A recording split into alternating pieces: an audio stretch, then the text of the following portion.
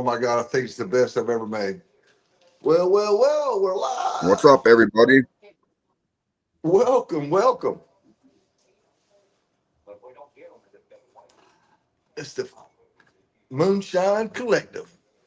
Let me put this over here. Now I'm gonna sit right here. I need the tank in the background. Oh, I can sit at the bar tonight, have a drink, be still, not rambunctious as all hell.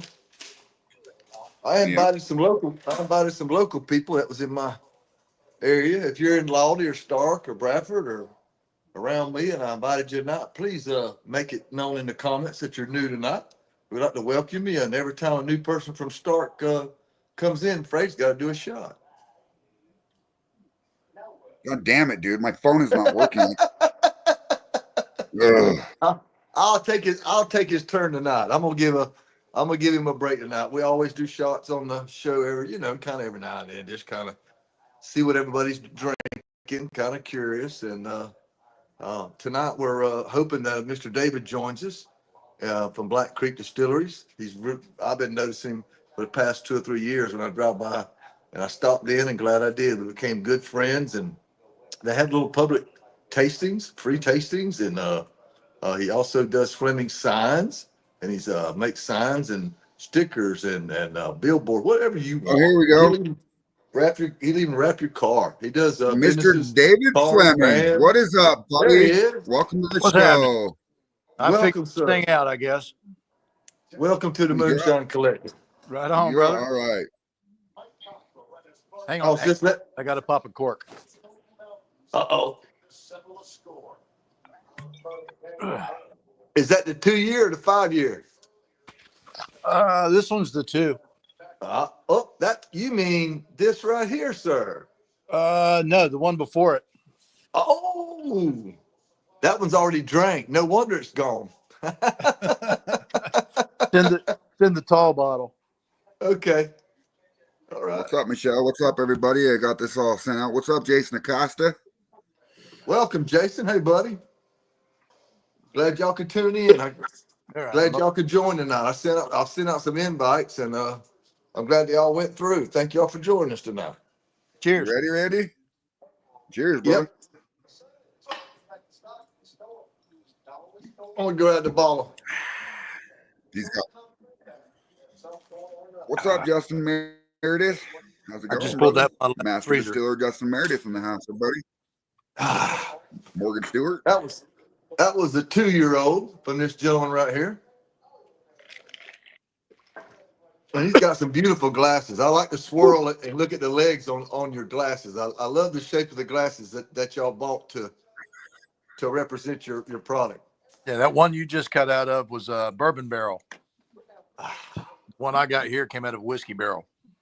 Yes, sir. They're a world Andrew of difference. Martin, what's up, buddy? Dingus McGee, Sorry. Frank Logsden, Marfa Bar. But they're both tasty. All right, It is. you ready to get into this for a minute here? We got a little bit of a Yeah. lag. Sometimes there's a little delay. All right, How long so have I got? 2, 3, 4, 5. We're on. I can hear you directly. Cue. All right, you ready, Dave? Yeah. All right, everybody that's watching, this is Dave Fleming. He is the owner of Black Creek Distillery in Florida. He runs this. Is it a rum that you're doing? Rum? Everything I do is from vanilla sugar. Okay. So it's All all right. rum, unless you add some fruit to it, as we found out. What's You up, add Cody? fruit to it becomes a distilled spirit specialty. Oh, okay. All right. So you have to give it a fanciful name like Aunt Susie's Sugar Shine. Gotcha. Okay. All right. Dave, All right. he even surprised me tonight, or I'd have wore your shirt, sir. He I got on one of got my us all buddy's by shirts. surprise. It's You got your called moonshine? Broke Ass Moonshine, baby. Broke ass moonshine. Yeah. So, get back to your Panella sugar. you get it in, and tell us a little bit about when you started, how you got started, and what made you pick vanilla sugar. Well, always been fiddling, and I kept hearing about this vanilla sugar, and I said, man, I got to get some and see what that's all about. So couldn't find it. Couldn't find it. If I wanted to buy 2,000 pounds of it, I could get it, but not while I'm in my garage on the 6-gallon still. You know. Yeah. That's Yeah. us. That's all of us that's in here right now. Yes, sir. So Yeah. I finally Yeah. found some at a local food market and was able to ferment it. And then I was able to run it and hide a bottle from the children long enough for it to age properly. And gave it to my wife. She took a sip, looked at me and said, why aren't we selling this? And then I said, you see this? Yeah. They'll cut it off and give me a roommate. That's why. I got you. So, yeah, so we proceeded to go after getting a craft distilling permit. When I first looked at it, I said, absolutely no way. It's ridiculous. It was so stacked against you. But later on, I noticed that the things that really gave me worry about being in business doing it were starting to fall by the wayside, starting with the least offensive, like the 2-bottle sales limit. You know, it went to 6, and now I can sell you all you want. Okay. Tasting room went from I can give you a taste, see if you want to buy a bottle, to I can now sell you a cocktail. Gotcha. So slushy machine, let it rock.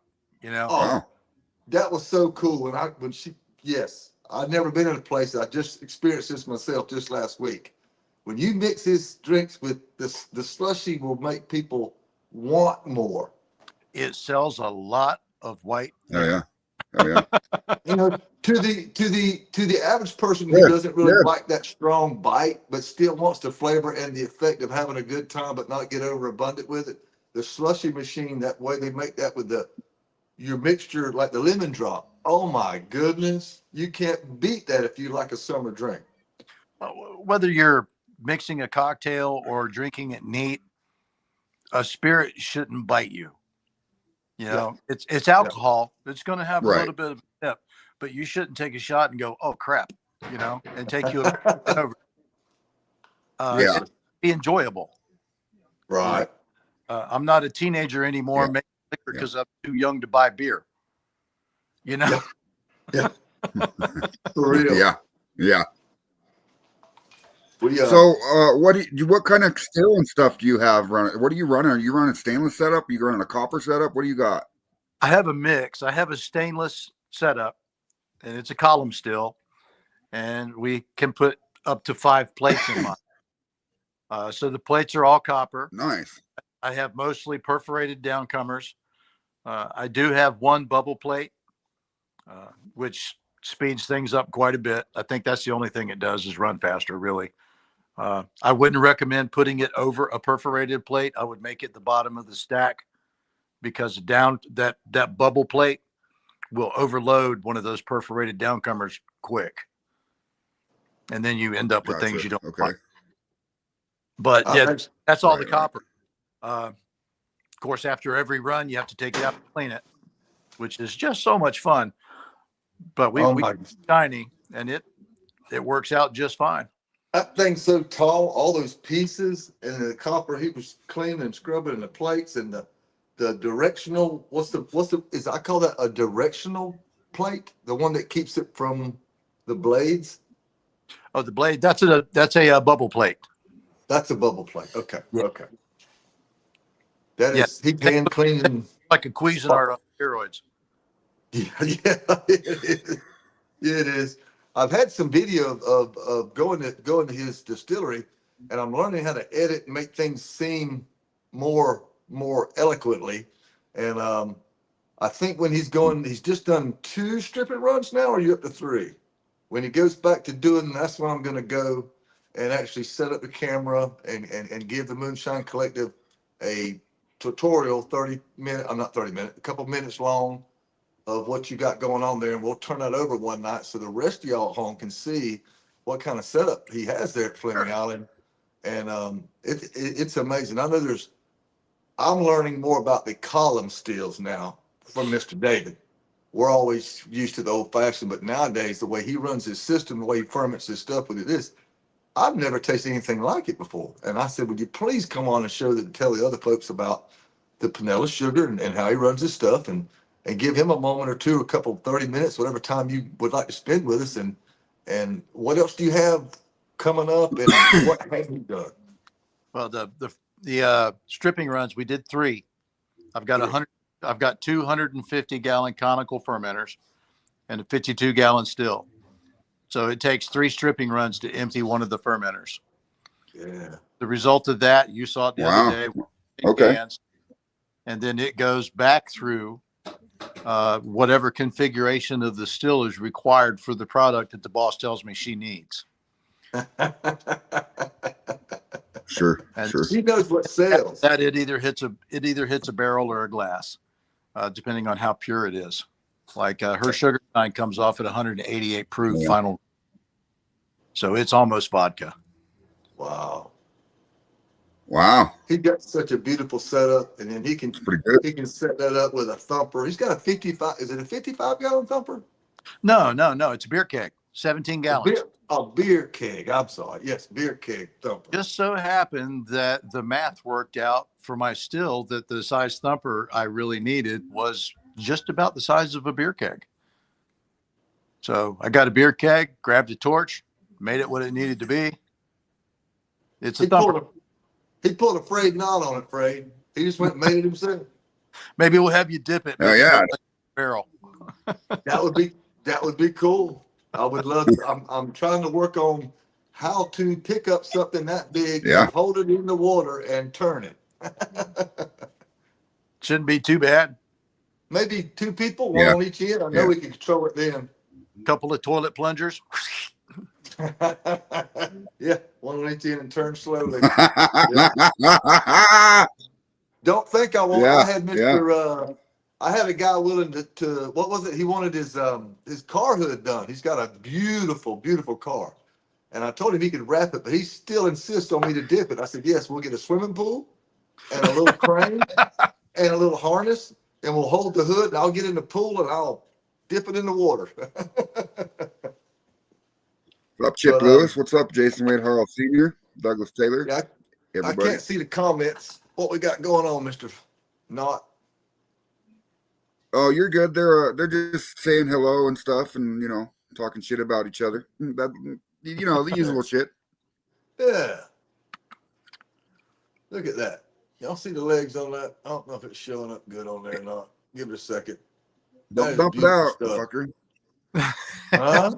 I tell you the one. Don't dump it out. St. Valentine's Day. Suzette said she's going to go ahead and turn loose that 5-year. Uh-oh. Nice. It's been in the bottle long enough that any bottle bruising should be just about done, and it should be just what it needs to be. That's something I haven't heard before until I started discussing rums and whiskeys. A lot of us don't know what bruising is. Well, nobody does really. I don't know how they came up with the name. Nobody can explain it to me. But what happens, and it depends too on the micron filter. The finer the filter, a little bit longer it's going to take for the spirit to get over it once you cram it through there. When it goes through the bottling system and through that 5 micron or whatever micron filter you have into the bottle, something happens. It throws the taste off a bit. Takes about 2 weeks, maybe 3, and it gets back to what it was before you put it through. Okay. So I don't know.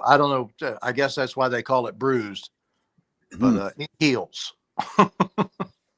Yeah, thank you for explaining that. What's up, Jeff? Mark Morgan, everybody.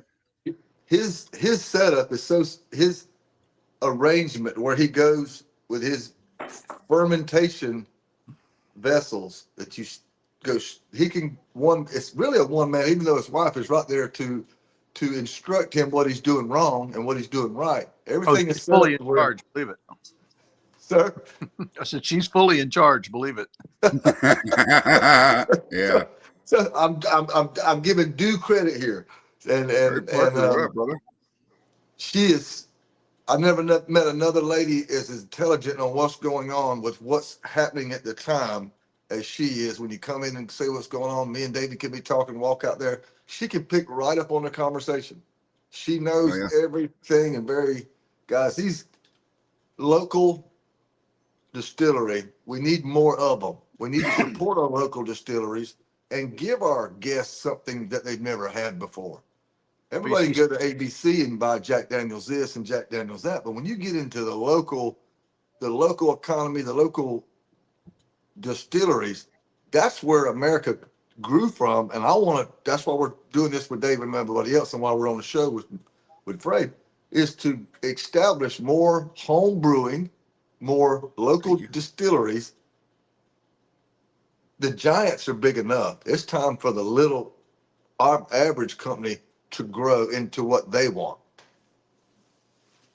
Well, if you look to get into it, I tell you, it's a pot. And Suzette is the one that deals with that. And thank God she's between me and the government, because I couldn't do it. Yeah. She tells me. Yeah, I hear that. Has it. She keeps you legal and safe and keeps your hair long. She also makes all the cuts on the final runs. Well, see there, I didn't even know that. Oh, that's cool. He learned me something that a lady has better taste buds than a man. They can fine tune things that we can't. They have a more delicate palate. That's the word. Yeah. I can get close to where I know that I'm about to get at it heads. She's the one that tells me, no, there's still a little bit in there. And I'll keep bringing it back to her. When she says go, we switch off and we start collecting. And I can tell when tails are coming, but she can tell you quick when they're coming. I know to cut that off. So diddle for the middle. Yes, sir. I may have took some stuff over there. She was the first one that maybe when I thought I was out of my heads into my hearts and it was still a good proof, I took it over there and she said, there must be some heads in that. And I said, that was the second jar to come off. Maybe I might have some heads in there. And she's spot on. She knows what's going on. She can tell just by no machine for everybody else. I've got the one and only. Yeah. And he's not going to turn her loose, y'all. I promise you that. Definitely. That's pretty cool. How long have you been there in Fleming? Your whole life, if I remember right. You talking about in Middleburg? Yes. We've been here about 20 years now. We've had family out here forever. I grew up just across the river on property. So I was in the middle of 5,000 acres on the river with no neighbors. So moving to the must be nice land. Yeah. You would like it out here like we're at. Hardly no neighbors. Yeah, Uncle Mark, I did know that China bought Jim Beam. It's not Jack, but Jim Beam, y'all. So if you love a Jim Beam drink, if you got a bottle from 5 years ago, go taste it compared to the one you got tonight. I guarantee you won't even. It's totally different. They ought to be ashamed of themselves. I ain't buying it. Yeah. But matter of fact, I had say again. But I can't remember the last time I had store-bought liquor. I was going to say, me either. Now, I was a musician for many years, so I drank a boatload of Jim Beam, believe me. Oh, we all have. But yours and the bottle from What's up, Danny Boyd? From Tarpon Springs Distillery. That's the only two bottles that I've had. The one I let you taste with the guacamole and the chips. Oh yeah, Suzette loved that. I definitely I wish I could reproduce that. That's got to be post flavored. Of course. They said they run it in the column like you did, or I'm sorry, ginger baskets is what she told me. We're making a trip down there. Me and Jay's going to go to that distillery, and we're supposed to be setting up a tour for us to see them actually make it like they said. And we're trying to take. If you've got a gin basket in your column, you should be able to pick up botanicals like that pretty good. Yes, sir. The next step is I'm gonna get an inline infuser, and I'm upping the diameter going from the pot to all three. I'm upping it from half inch to either 3/4 or 1 inch with a 2 jar bypass jar infuser in between the thumper and the condenser. Probably by this time next year. Yeah. Got to focus on the hydro dipping, and this will come along and along, and I'll order this and have somebody make that, and with the big boy, I'm gonna take your advice and keep that keg of mine. And I think later when I get time I'm gonna make that into a thumper for the Gatling gun. Works like a champ. You Oh talking yeah, about there you go. that 300-pound monstrosity you showed me? I took it over and showed it to him the other day, and we ran it, and oh my gosh, I was so tickled to death. We stayed up to 4 o'clock in the morning, and I got let's see, Flip 1, line. 2, 3, 4, 5 gallons off of it, but we didn't put but 40 in it. So I was tickled pink that I got some clear now to work with, There you go. Yeah. And Yeah. I know I know you don't work on the grain, but this Indian corn, y'all, I've got to grow more. We've got to bring the heritage back to Florida. We have the land. This Indian corn is so good. It's so sweet. I can't, just like that, your rum and the difference in the rum from down south. It's just a unique corn. I know why Thomas Thorpe was the first guy to make it with the Indians back then. I know why the Indians scalped us, because the dang stuff's so good. So you were talking about it was hard for you to get Panela sugar. Where are you getting your sugar from now? There's a company called Just Panela, and we've used them a couple of times. I've got a friend down south that had a little thing going, sold barrels. His big business was selling barrels to Scotland that, came from like Jack Daniels and whatnot. He'd buy them in bulk. And he's just bringing that sugar in as well. But he hasn't been able to, with everything going on, he hasn't been able to make it make sense. It's too expensive for him with the quantity he buys. This Just Panela people, they're actually based in Colombia. So they're buyers. Wow. So that's smart. They put somebody over here to distribute it. I called him 3 weeks ago, said, "Hey man, I'm going to need some sugar." "Hey, no problem. We got a couple 100,000 pounds, man. Tell us what you need." Called him 10 days later. "Dave, I got 20 bags." Wow. Nice. So I bought 20 yeah. bags. I could have something to do. And we're waiting on them to tell us they have more. They do have organic Panela. I used it once. I didn't like the flavor profile or the quantity it produced. Okay. There's something modern technology. The raw Panela is much, much darker Panela, and it's also a much higher sugar content. Okay. Gotcha. So do you shoot for a 1.08 ABV for starting gravity, or are you trying to go for a different? I'll be honest with you. I steer at the bricks side of the scale more than anything else. That's just what I started reading. Okay. I shoot for anywhere between 17 and 18, 19 bricks to start. Okay. All right. And then we'll, ferment it down to 0. Because the as raw as it is, it's very easy to ferment. You need a little pH buffer because the sugar wash will crash on you. You need a little bit of DAP so you can get some nitrogen into it to begin with. DAP. Other than that, it runs. It's not a big science experiment. Ask what DAP is? DAP, diammonium phosphate. It's basically powdered ammonia, which is nitrogen. And that keeps your pH and everything from crashing? Well, it keeps the nitrogen in there, keeps them healthy and going good. That doesn't stress them. A lot of people see how much sugar they can get in there. You put in too much, you will stress the cell walls of the yeast. They'll die, and all you're killing yeast. So if you stay under 18 bricks, you should be good using sugar. If you use white sugar, be prepared to feed. Because white sugar has nutrition in it. That was what we would call a sugar shine, a sugar wash. Yeah. A sugar mash. If it's sugar wash, grain, it's a mash. Yeah. And I've played with grain before. but when we decided to start the craft distillery, smallest footprint, smallest investment, rum. Yeah. Yeah. Yeah. What's up, Richard? Have, Yeah, I agree with that. have you experimented with any local molasses? Molasses. Well, it wasn't local, I'm sure, but I had a friend. We just saw him yesterday playing with his laser. That has a forklift company, and he just fell into 3 55-gallon drums of unsulfured blackstrap Nice. that had to be disposed of. And he called me on the telephone, told me he was going to go feed it to his cows. And I said, "Have you lost your ever loving mind? Hell, I'll feed your cows. Bring me the Yeah. blast." Yeah. Had basically 1,800 pounds of molasses. Oh, yeah, and you just Wow. got it. And it's in the barrel now. 1,800 pounds of molasses, by the way, will fill one 52-gallon barrel. But Wow. yeah, molasses sucks, man.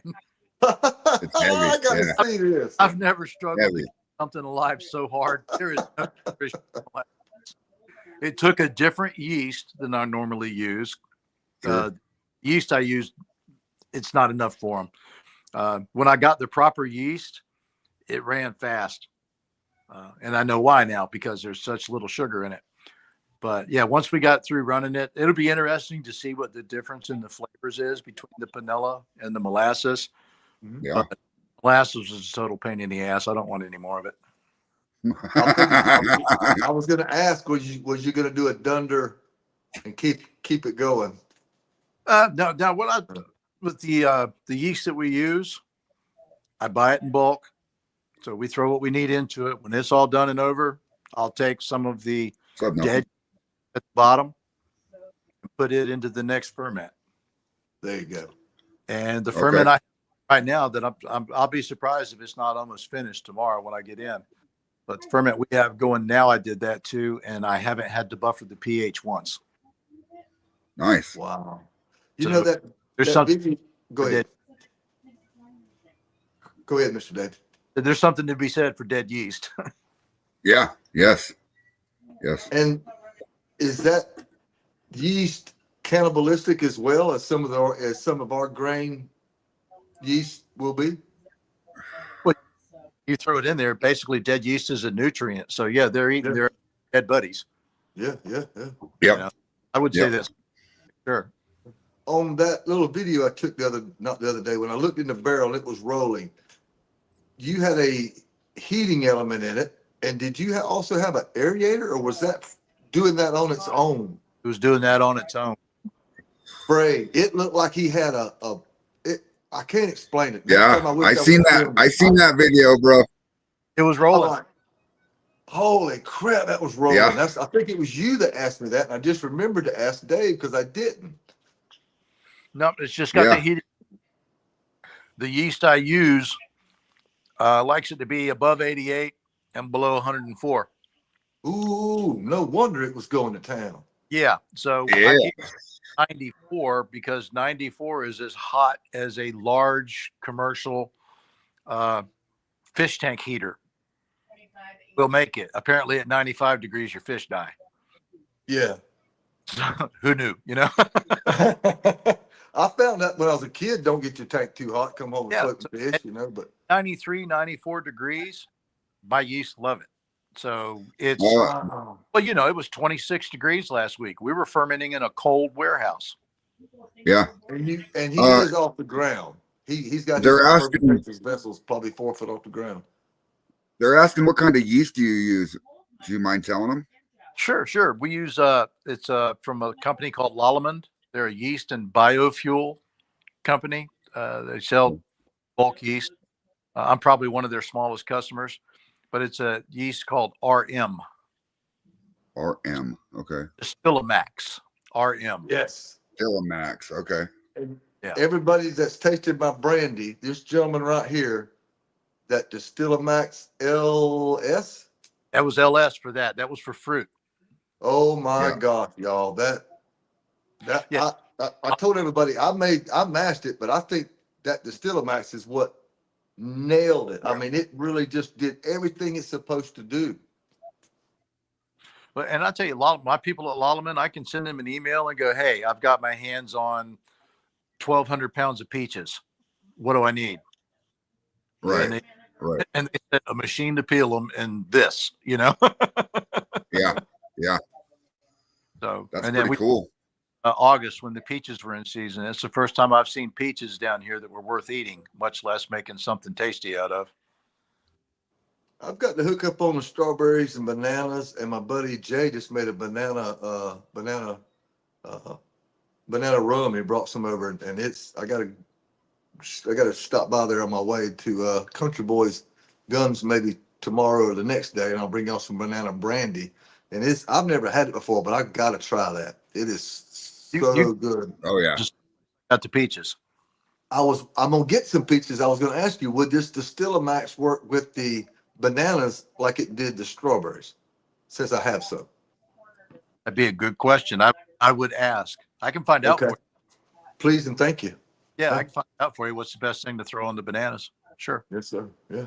Oh yeah. I know Yeah. I know I'm gonna need a lot of headroom. I just wanna. Well, they got people way smarter than me that can pronounce all those, disaccharylli bitties and go, this is a French strain or this is from the South Americas from the old plant days for rum and all that. So yeah, you just call them up and go, man, this is what I'm doing. What do I need? And they have been on time every time. They told me yesterday if I bought 4 cases, I could get them for $20 a case, and they're 40-pound boxes. So it'd be $80 for 160 pounds. I think that's a very, very affordable fermentation build. Right on.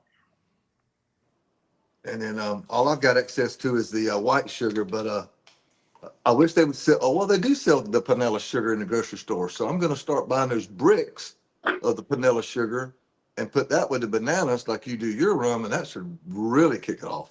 Oh yeah, that'll be different for sure. Golden Definitely rum. be Would good. that be considered a golden rum, like you named yours because of or was that with the aging that made it golden? If it ain't white, it's gold. Yes, sir. Yeah. Yeah. I understand. I meant the color was the color was because of the age of the barrels that you put the 2 year in that I'm currently Yeah. drinking. It's all the Yeah. color comes from wood. Yep. Yeah. Yeah. I didn't know if that was. And we use I'm real picky. I mean, if you've ever seen me pick a 2x4 at Lowe's, you used to see me pick a barrel. He But does have I'm real picky. So the barrels that we've gotten are all, just really tasty. But when we use our stainless steel, like we do for making white liquors, I have no problem at all calling the cooperage and getting Oh, yeah. spirals, the really nice big spirals, for barrels, They are. and drop them suckers in there, and they do just fine. The only difference is when you buy a whiskey barrel or you buy a bourbon barrel, you're getting the flavor profile of the guy who used it before. Yeah. Yeah. You need to be able to get down in there, get a little dram of it, and taste it and see if that's what you want. Yeah. And if it is, man, throw your liquor at it. But if you want Yeah. just your liquor on wood, either buy a new barrel or spirals. And spirals are a lot Yeah. cheaper. We've got some Yeah, I friends. agree If with you that. ever want to experiment on a smaller scale, Hillbilly Glass Barrels has a stainless steel barrel that he puts a wooden front on that's been charred, and you can do small batch runs. And if you ever want to experiment on something like that, I think for the price he's advertising for, you can't experiment any cheaper Right? unless you actually put Yeah. your spirals in a jug you actually had at home where it didn't cost you anything. But the aging that you do on the barrels with he even has them on rollers so he can stack them and roll them, and I mean he's been doing this for what, 7 years now? Y'all been there 10 years? We've been licensed for 7. 7. Yeah. Nice. And it's all the fruits of his labor are starting to age and come of age. The 2 year to 5 year, and they do all Yeah. in-house bottling, corking, sealing from beginning to end. I've And Nice. put barrels I'm now are 2 years old each, pretty much. You've Oh, got yeah. That's friends cool that stuff. you've got friends that are in the distillery world who keep you connected with the right type of barrels that you're always looking for your next product. Yeah, the guy that we initially found, Jason, he I've got a pic. I'll show you next time you're in. I'll show you his picture of Suzette standing in his warehouse with barrels as far as the eye can see to the ceiling. When he buys barrels, he buys them by the thousand. Wow. So, for him to go, yeah, man, go back there and find one that turns you on and let me know which one it is. I'll pull it out. That's pretty Oh, cool. Yeah. Oh, yeah, that is cool. A lot of people say, well, man, a barrel's a barrel. But once you get into this, it's like picking a puppy in the window. No, I want that one. Exactly. Yeah. I want that Yeah. one. It's just something about it. I want that one. Yep. And now you can get barrels from like redheadedbarrels.com or whatever, and they'll even char them at the certain level that you want it charred. They'll use the wood that you want it made out of, everything. So Yeah. There's Yeah, a place, there's- Barrel Mill, that'll do that for you too. And they also sell spirals. He's got the biggest spirals with the deepest gaps.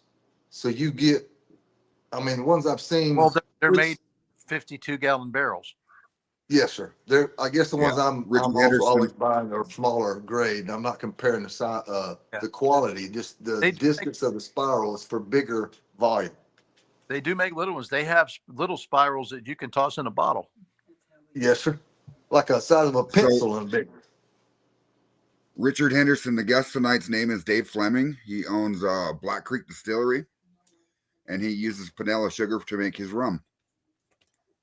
You want to catch up on the comments there?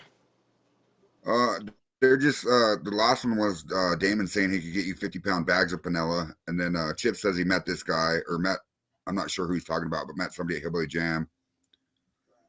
Stephen Reeves says he's a huge Moonshiners fan. Hell yeah, dude, we all love Moonshiners. Oh, You wait, you might get to see some Moonshiners on my show, actually. I actually had it on in the background. I was playing maybe a few weeks ago when Bruiser was there with Mark and Digger, and it had Amanda making the not the mulberry. What was that? Not mulberry. Oh fuck! Damn it! Why'd I have to go blank right now? Of all times. Oh, And you know what? What are they called? We have those. I've seen those, and my parents told me those are poisonous. I never knew elderberry. Thank you. Yeah, My elderberry. elders told me that's elderberry. Leave that alone. I never knew that elderberry made such a. I know it's poisonous to eat, but when you ferment them like she did, I was watching her and yeah. do that, and I'm like, wow, I never knew. I'm learning so much now as I get older, paying attention to, listen to what Mr. Dave said, Fred says, the collective, different people, different places, and you just pick things and learn things, and that's what's so good about this. Picking something and mashing it into something and having something nobody's ever tasted, or trying to recreate something to see if you can do it. That's the challenge we all chase. I love a challenge like that. absolutely. Show, Rod.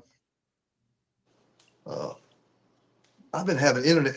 Y'all been having internet problem all day? Yes.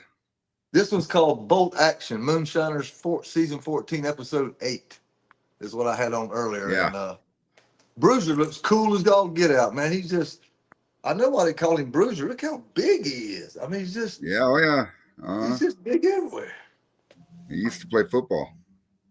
Yeah. Yeah. And Dave, Where'd you go, Randy? Apparently he is having internet problems. Hopefully he plugged his phone in.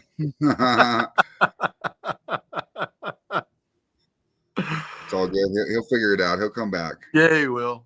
Yeah, he will. So it's awesome that you're owning a distillery, dude. That's pretty fucking cool. It took us a long time to license it. We're the first one in the history of our county. So nobody in the county seat knew what in the world to do with us. And they didn't have anything or any form that had distillery on it. So I basically had to teach our county. you muted me. Yeah, people, what the rules actually were. Didn't. They kept telling me, how far am I from a church? I was like, I'm not a bar. I can hear you, Randy. But yeah, So talking shit about me when my damn mic off. There you go. I don't know where you went, dude. All I know is you turned black. And he's gone. Yeah. I don't know.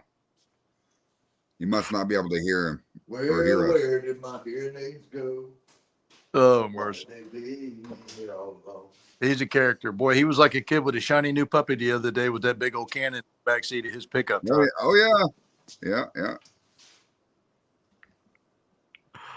Oh, I'm Yeah, sure there is a possibility to make other jam flavors from Gatlinburg.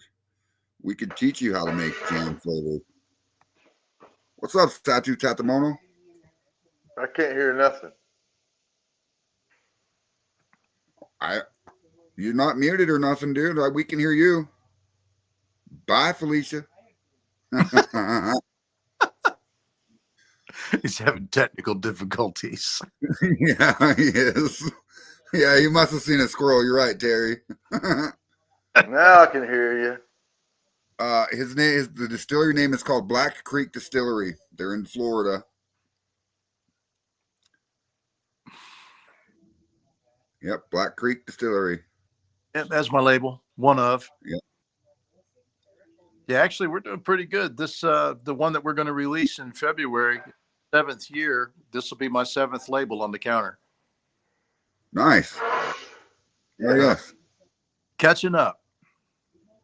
Right. Take a while for them barrels to get ready for the bottle. Sorry, Hey, guys. I had Randy. a technical I couldn't hear anything other. Yes, sir. That Can you comment hear me? is for you. Yeah. Did I see It a says Randy squirrel? seen a squirrel.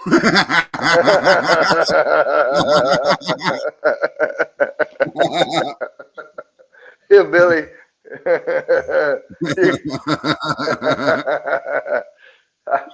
Somebody tried to call me, Steve, Mr. Steve. If you're watching from Country Boys, I couldn't answer you. I hit the off button and I couldn't hear what was going on until I went and got my earbuds. So that's all I know. But squirrel.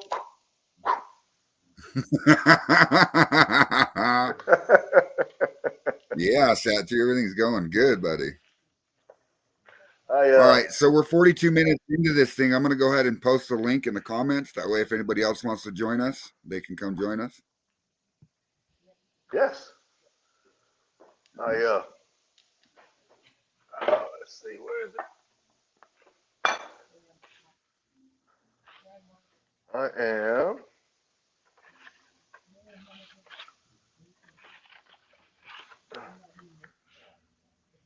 That's a very valid point, Stephen Reeves. Jimmy Jacks, what's up, buddy? So the comments or the link is posted, guys, in the comments. If you guys want to join us, have a conversation about liquor, we can do that. And So go ahead. do you just make rum then, or do you say you're messing with fruit too? But Well, everything I do is from the vanilla sugar. I've got it just streamlined. But what I found out is all the other things, the vodkas, the whiskeys, the bourbons, the fruit flavors that everybody else wants to make, I can make it out of the vanilla. If I take a good run and I put it in a whiskey or a bourbon barrel and let it sit for a while, if you came in and took a drink of it, you'd look at me and go, that's not rum. That's bourbon, or that's a good whiskey. Right. Yeah, there's his information. blackcreekrum@gmail.com. That's his email. Yep, that's me. But yeah, the Sugar Shine, for instance, that keeps vodka drinkers happy. That actually came about from making hand sanitizer for our county so that everybody could vote when the pandemic hit. Wow. Sure. Didn't want to do it, wasn't going to do it, got asked to do it, couldn't say no. No, So of course not. we added to the still to hit the mark. And turns out that mark was 184.9, as I recall. But the still, with the additions that we put on it, hits 188 in stride. Wow. That's really close to vodka. Wow. So close. So close. So a few little tricks in between here and there, getting it from the still and in the still. I managed to get that rubbing alcohol thing out of it. Mm-hmm. Right. So it's clean. It makes vodka drinkers happy, and it doesn't have that rubbing alcohol taste or smell that everybody hates. Yeah. Of course. That's awesome. So just out of vanilla sugar, I got the whiskey drinkers, I got the vodka drinkers, I got the rum drinkers. We've got an apple shine that's about 4.5 years old now. Oh, yeah. I'll have peach in another year and a half or so. It's sitting in a barrel right now. Sweet. Hell yeah, He dude. keep- Look, I keep that's seeing them awesome. when I walk by. Just not time to open them yet. Yeah, yeah. And you Well, the know day that what other distiller gives you a list of recipes? What other mixed drinks you can make with their product? hell yeah, that's pretty cool. Well, everybody loves the lemon drop, so we make sure that we send them home with everything they need to know to make it at home, so they taste what they tasted with us. Yes. So, which is really pretty easy. You either make your own lemonade or you go to Publix. And I know you haven't had a chance to see this, but real quick. Oh, how I turn? Oh, he taught me how the other day. Do this, do that.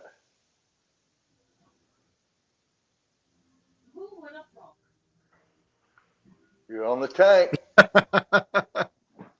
Yeah, we do make stickers There too. you go. Hell yeah. Follow me. That he's Nice. got them in different colors. His lemon drop. That's one of the rums. I'm trying to collect stickers as I go, and I got some today. I'm going to add on the. Got to add on here. Florida Grow sent me some Hell yeah. stuff. I'm gonna be dipping some. So I'm gonna be dipping some train horns from Horn Blasters. Ah, cool. Yeah. Nice. But, this is my hydro tank, sir. That I hydro dip in. You also use that to recirculate your running water too, don't you? Yes, sir. I Yeah. did. Yes, sir. I did. Yes, sir. I had to actually, when we were trying to get licensed, I had to go buy a tote What's up, Lloyd? and some lines and recirculate the water because the county didn't want me putting clean, hot water down the drain. Wow. Oh, really? Wow. They were after my landlord. They were just using me. So I drew it up. I bought a tote, showed them at work, got the license, disconnected all that crap, dumped the water on the ground. But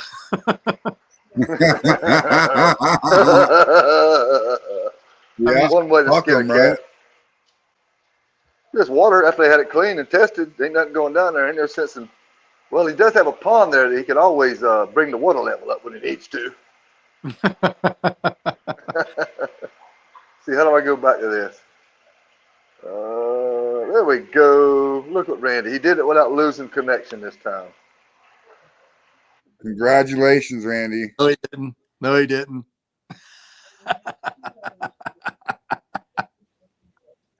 Oh, now you're on pause.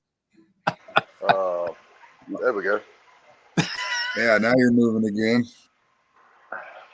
There we go. I got to be still with this thing out here. We don't have very good service. I can't figure it out. We're in the middle of a hayfield, y'all. We don't have no trees around us, but we get poor signal after 9 o'clock. That's weird. Yeah. I mean, I'm in the middle of 300 acres. There's nothing around the house that would block a signal. And right now, it says look on the TV. No freaking Stephen internet Reeves, connection. Stephen Reeves says he'll never put moonshine on a biscuit, but I can show you something, Stephen Reeves. I can take those biscuits and make some moonshine out of them for you. I didn't hear a word of that. See, my signal went out again as I moved the camera, so I'm going to leave it alone. Don't touch it. Time for my medicine, but I think it's time for another drink. Shots. You want me to hit, if you got them at home.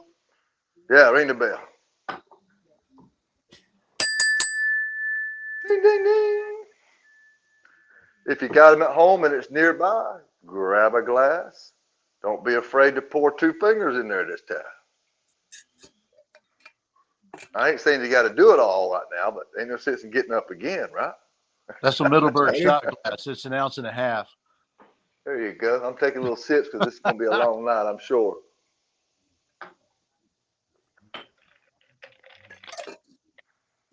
Very nice, Dave. Very nice, Mr. Fleming. Very nice. Thank you, sir. I try to. That is so smooth it just melts down, no burn, and you can taste that sweetness. to you. I agree. I'm pretty, let me see, there it is. I'm pretty proud of how clear this Indian corn come out. Yeah. Nice So, looking truck. that's 140, yes, sir. Turned out still breathing. Turned out really good. And Marsha Shank says, who do you use, Randy? ma'am, I'm not sure what she's talking about, but she says, who do you use, Randy? I don't use nobody, ma'am.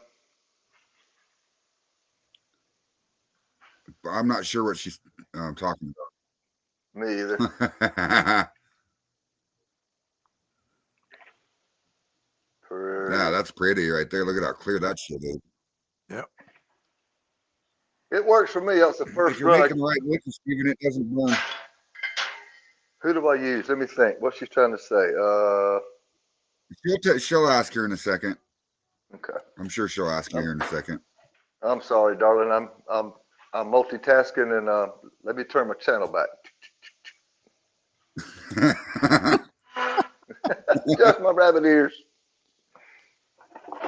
Check this out, Dave. Hold on one second. Dave, I wanna get him to make a miniature replica of your steel. Look what he does, brother. So check it out. It's fully functional. Like the cap comes out, the worm disconnects, the thumper comes off. Ain't that crazy cool? Sure is. They're functional. And I could probably run some liquor in it. Honey, I shrunk the still. Yeah. Uh-huh. I know the missus had that beautiful incense in the room the other day, and I told Fred, what if you put some incense in that and run it? He's like, you put a tea candle under it and get it going, I bet that would work. Yeah. So Yeah. it would be multiverse, multi-use. It'll pump some smoke out, I'm sure. What do you call What's that? up, That would be April? a moonshine doTERRA infuser. Yeah, scale it up Incense. about 150 pounds. I got a new stripping still. Yeah. Yeah. Yeah. Gallons. I'm Well, sorry. I got gallons. 12 of them. We could probably run. At this point, Run I them got in 12 of line them. like We a could probably rotary run at engine. least 4 quarts. Yeah. You run them in line like a rotary engine. Yeah. Hey, how many thumpers has anybody What's up, Wes? ever ran off one What's up? pot? Hey, how's it going? Okay. I'm gonna Okay, so I'm here's a gonna- question for you, Dave. It Who's says, busy tonight? oh, look at you, Wes. Look at that. Little Aw, parrots. Parakeets. Hell yeah. that's where I saw those today. I want to get one of those. I want to get with you on that later. I thought that was a great idea. So the question for you, Dave, is do you filter your rum after distilling or do you dunder? We filter Hang before on, bottling. Sorry, Wes. Yeah, no, we filter before bottling. There's a filter in line in the bottling machine. That was so Look at cool that. to do. That thing clips onto the mason jar. That's badass. That's Sweet. what I was saying earlier. Yeah, Yeah. yeah. And as far as dunder, I'll reuse dead yeast for nutrient, but that's about it. Yeah, that's my new design. That's a good question. I was going to ask you. I think I asked you earlier. Did you make a dunder? No, we were Nice, talking about man. molasses then. I was talking molasses, like you said. That's such a messy thing to mess with. But so do you use 20% back set in your volume going into the next run, or do you use a higher percentage than that? No, all No. fresh. All fresh. Okay. Damn, is that me echoing? I don't know. Is that me echoing? I don't hear Is that me echoing? I don't hear an echo. Ooh. Bad. Echo. Is it me with these headphones? No, I think it's on Wes's end. I don't know. Let me check your mic settings here. Can you check my kidney sections? You can check his settings there. Can you check my kidney sections? I gotta go pee. Is that better, Wes?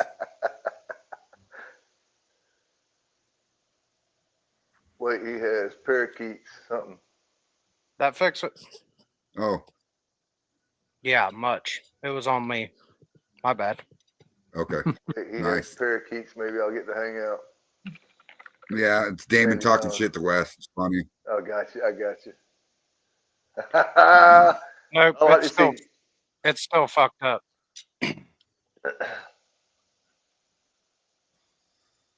Your mic is you're echoing. I'm Anyway.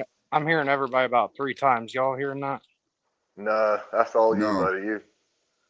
That's the FBI sitting outside the door and it's going through their repeater line inside you. Damon says how much for a parakeet, Wes? Send me a message. Shoot me a Send PM him when a we're done. message. I sent you the link, Cody. Okay. I don't want to get you in trouble, so I'm gonna take my medicine off. Man, I really am hearing you guys like 3 times. Let me duck out. I'm sorry, guy, but you're on I'm your gonna own. duck out and come back. Hold on. There you go. All right, brother. Testing 1, 2, 3. Pop back in anytime. What's up, Jason Bartolozzi? So did the this past weather? I mean, we normally Winter. we don't normally get this kind of cold weather. Did that I sent you affect the link, Cody. Did that affect Sorry, you Cody. running, or did you go ahead and run because it was that cool? Talking to me? Yes, sir. We, Down there in Florida, we just had that cold snap. yeah, Did no, that help you or hesitate you or? we ran like we normally did. I don't have a problem keeping the fermenter up. It's in an enclosed warehouse, but it's not heat or air conditioned at all. So it was pretty cold in there, and the aquarium heater that we use kept it going just fine. It does take a little longer for the last run, because once we start running the stripping runs, the aquarium heater comes out, and then the ferment gets cold, and that will affect the startup time. Instead of 2 hours to start up, I was closer to 3. Okay. I've been asking a lot of questions lately. There you go, Wes. Home brewers like myself will take a jug or a vessel, and they'll go to town. They'll buy these aquarium heaters, and some people have mentioned that they're having issues with the aquarium heaters getting only a surface area around the heater warm, but if it's like 10 inches away from the heater, it's not as warm as it is within that 10-inch radius. They're saying they're using a 30-gallon heater to go to a 30-gallon bucket. If you hang it dead center, wouldn't it radiate heat more than being on one side? Well, here's the thing with me anyway. Yes, sir. The heater's in. When I do pitch, I'm already at temp. I've got a big old-fashioned water heater turned up to scorch the earth in the back, Right. and it'll give me about 40 gallons of water you don't want to put your finger in.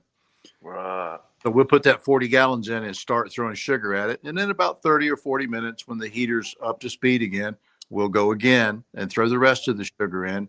And then I take a water hose and throw cold water at it and hot to get the level I need to get and be within the range that the yeast like it already. So I'm already pitching it at heat. I'm not taking cold water and trying to heat it up. I'm Yeah. keeping water at temp already there.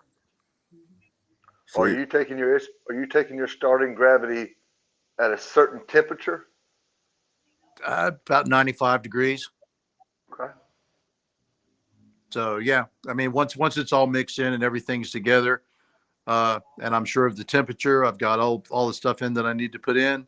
Mhm. Then we pitch it, give it a big stir with the old, A big stir. big stir with the old mixer. And That thing's huge. it's the biggest paddle they had at the It's huge. I had to Yeah, hell climb yeah. on I would. a 4-step ladder to get in and look at the top of it. It's awesome. I would love to see that. You're So, going Marsha Lee Shanks was asking, who do you use for your internet, Randy? Oh, Verizon. Verizon. There's supposed to be, and there's towers right across the field across the 40-acre one. There's a tower right there, but What are you playing with, Wes? above the desk, not below the desk. Oh, he's on a phone call. I want a meat lovers, light on the sauce, and I tell you, I was going to how I met Dave in Black Creek Distilleries. Is I was going through his area to a doctor's appointment, and it was raining one day, and I had a little time to kill coming back home, and I stopped in there, and I'd say within 20 minutes, I felt like I knew the guy for 10 years. Hey, And I'll then be what back you here making, in a minute, Wes? y'all. I'll be All back right, in bro. a few minutes. I gotta put the baby to bed. You want me to come rock it? Yep, I can sing lullaby. He said he had to put not scared to death.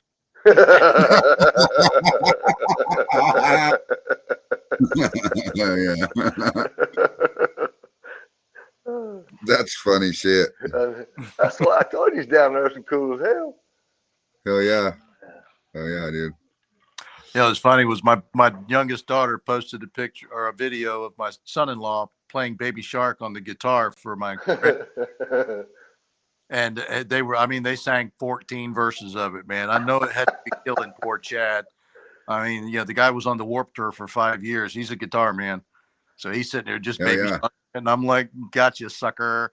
You know, I can remember doing the same thing for both my girls when they were little. They always had to be sung to sleep.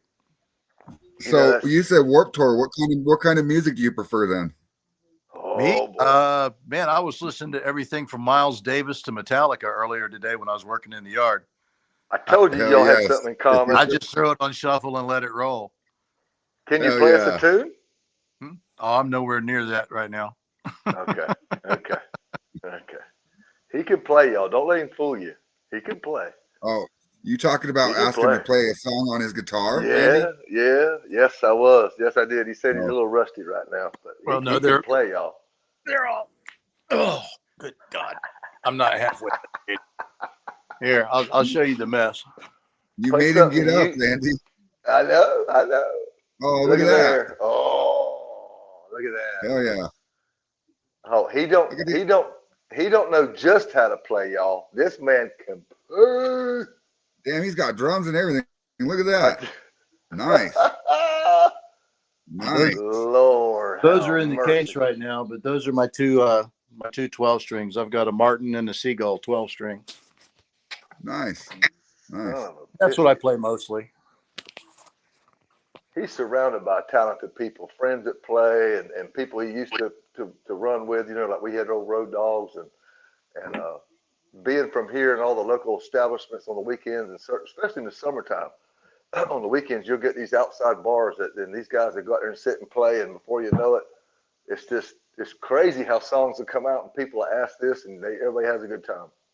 I've been thrown into and out of every bar in 3 states. He You had to go put the baby to bed, then. What's up, Phil? Phil, Billy, Damon. Hello, gentlemen.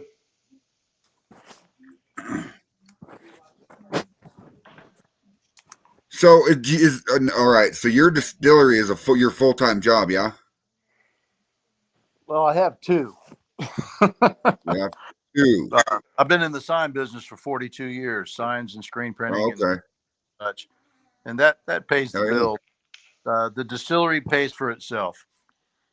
Right. And I have thousands of bottles over 8 years in the back. That's my retirement plan. When I finally decide I'm done, some distributor somewhere is going to buy a shitload of rum. Yeah, I've seen it. I just didn't want to say nothing. I've seen it. And I'm like, I ain't never seen this much. Did you say over 800 or over 8,000? I got a couple thousand. Oh, okay. I don't know what the exact count is right now, but there's probably 2,000 or more. And I know of 4 or 3 barrels, wooden, and I can't remember how many other ones on the shelf. I've got 6 barrels that are in the bottle right now. if I needed to. Nice. But Nice. it's a lot easier to count in a barrel than it is in a bottle and keep up with the government. So Yes. we bottle what we need to keep the bar going, and whatever's left over Yeah. just up.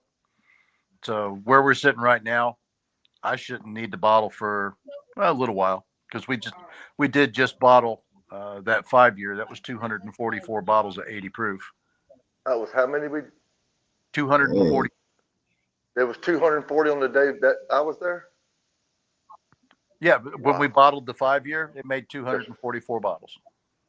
I helped I'm not sure Dave. what Oh happened to my you, Wes. gosh. Your screen glitched out, and then you went to a black Gosh, circle. I'm Yeah. not sure what happened, Wes. man, my camera's been fucking up here. I might be able to fix it. I was gonna bring up. I love the shape of your bottle too, because it fits. It fits perfect. You pour. I mean, it well designed. Well, doesn't I take up gotta much space. I gotta get out and come back, man. It's been doing this shit. I can see you imperial. All right, buddy. Yeah, no, that bottle came about because you couldn't find any bottles anywhere when the pandemic hit. Most of the bottles in this Right. country come from China.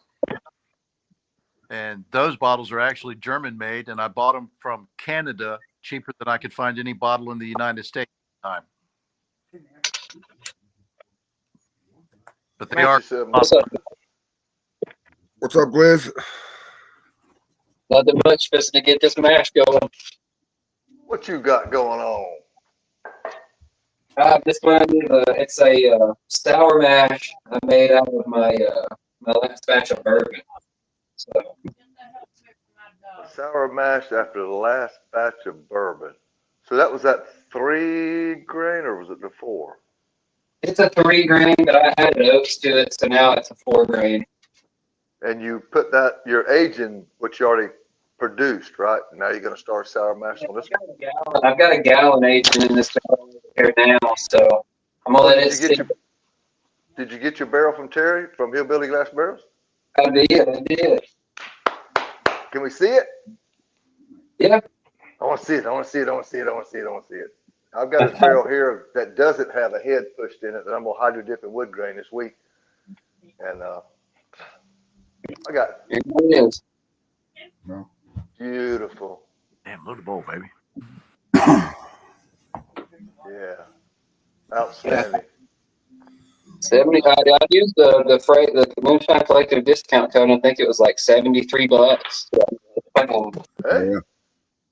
y'all, you can age your own liquor like that for that price. You can't beat that on a local. But No, I recommend you go online and Better than I could order do. some Black Creek rum. What's up, Jason? Oh yeah. What you working on, Wes? Oh man, I'm working on a custom parrot. You know me, I like the crazy parrots. So this is a new idea I'm working on. Hell yeah, dude. You familiar with Tennessee Texan? The football?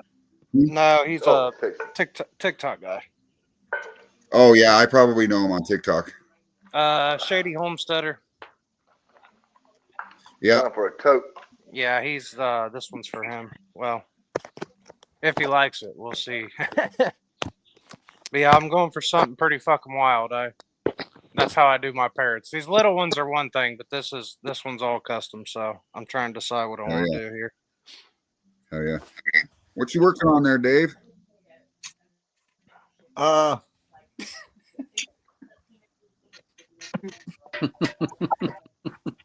Nice. Just a little something from my Cherokee brother up in Tennessee. There you go. Hell yeah. I'm packing me a Hell yeah. bowl. Little hand carved soapstone. Nice. Hell yeah. Soapstone. Dude, it Wow. smokes so smooth. Wow. It really I does.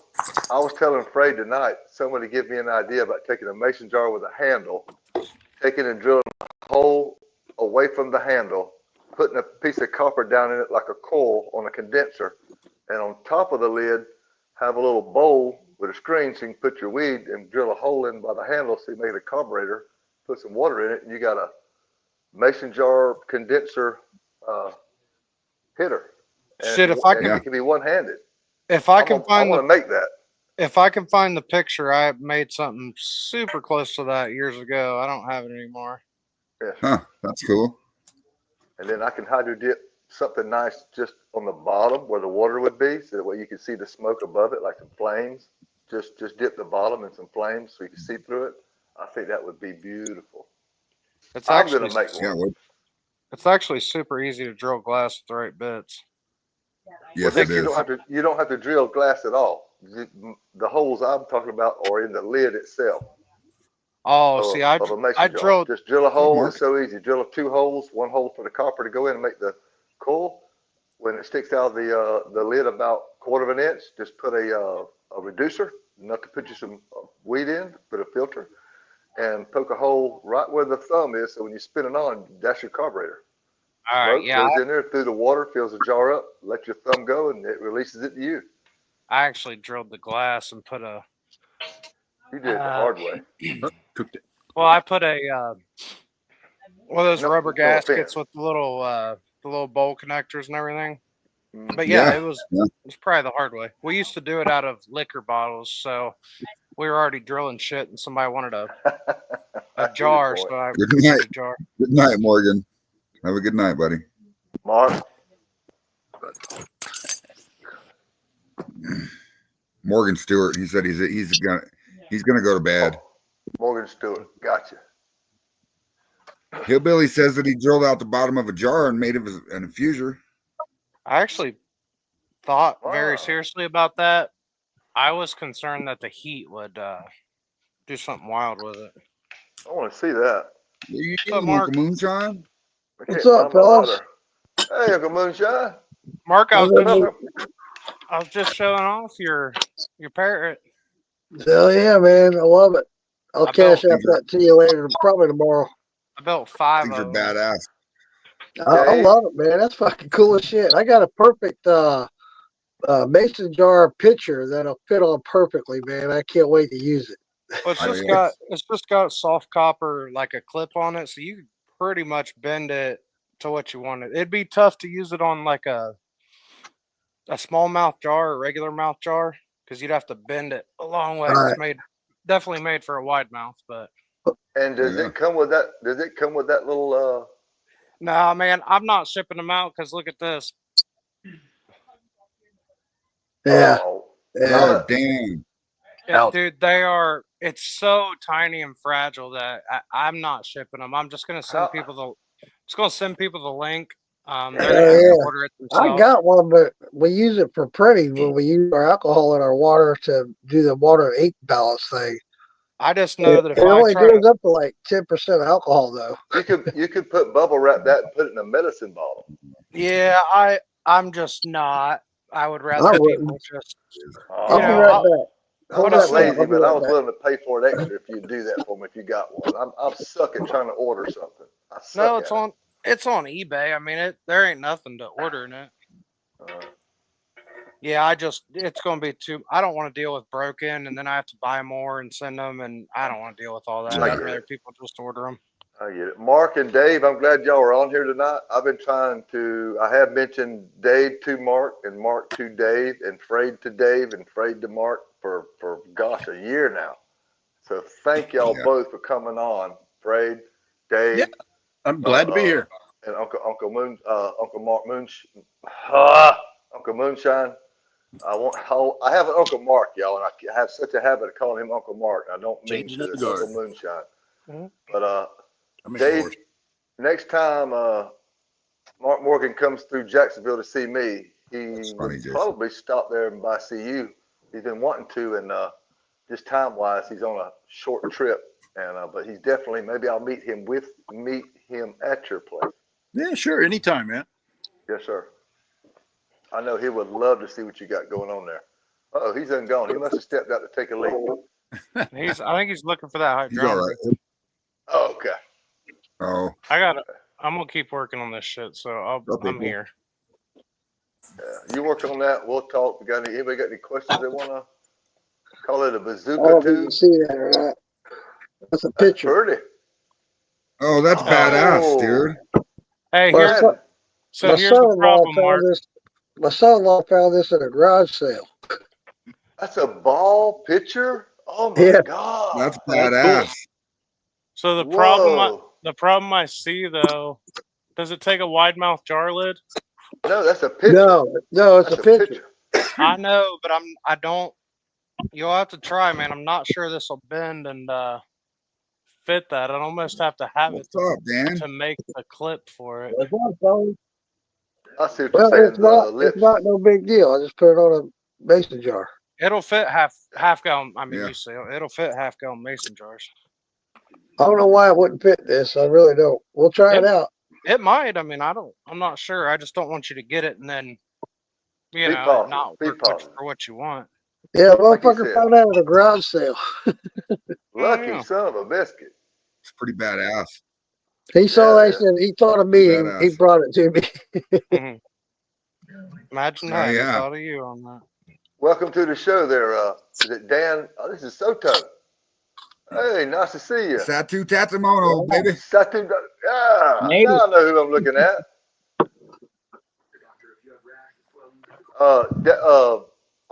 Uncle Moonshine, I was just telling Dave that I've been telling you about him for a while. Yeah, I gotta get my camera. Where's my camera?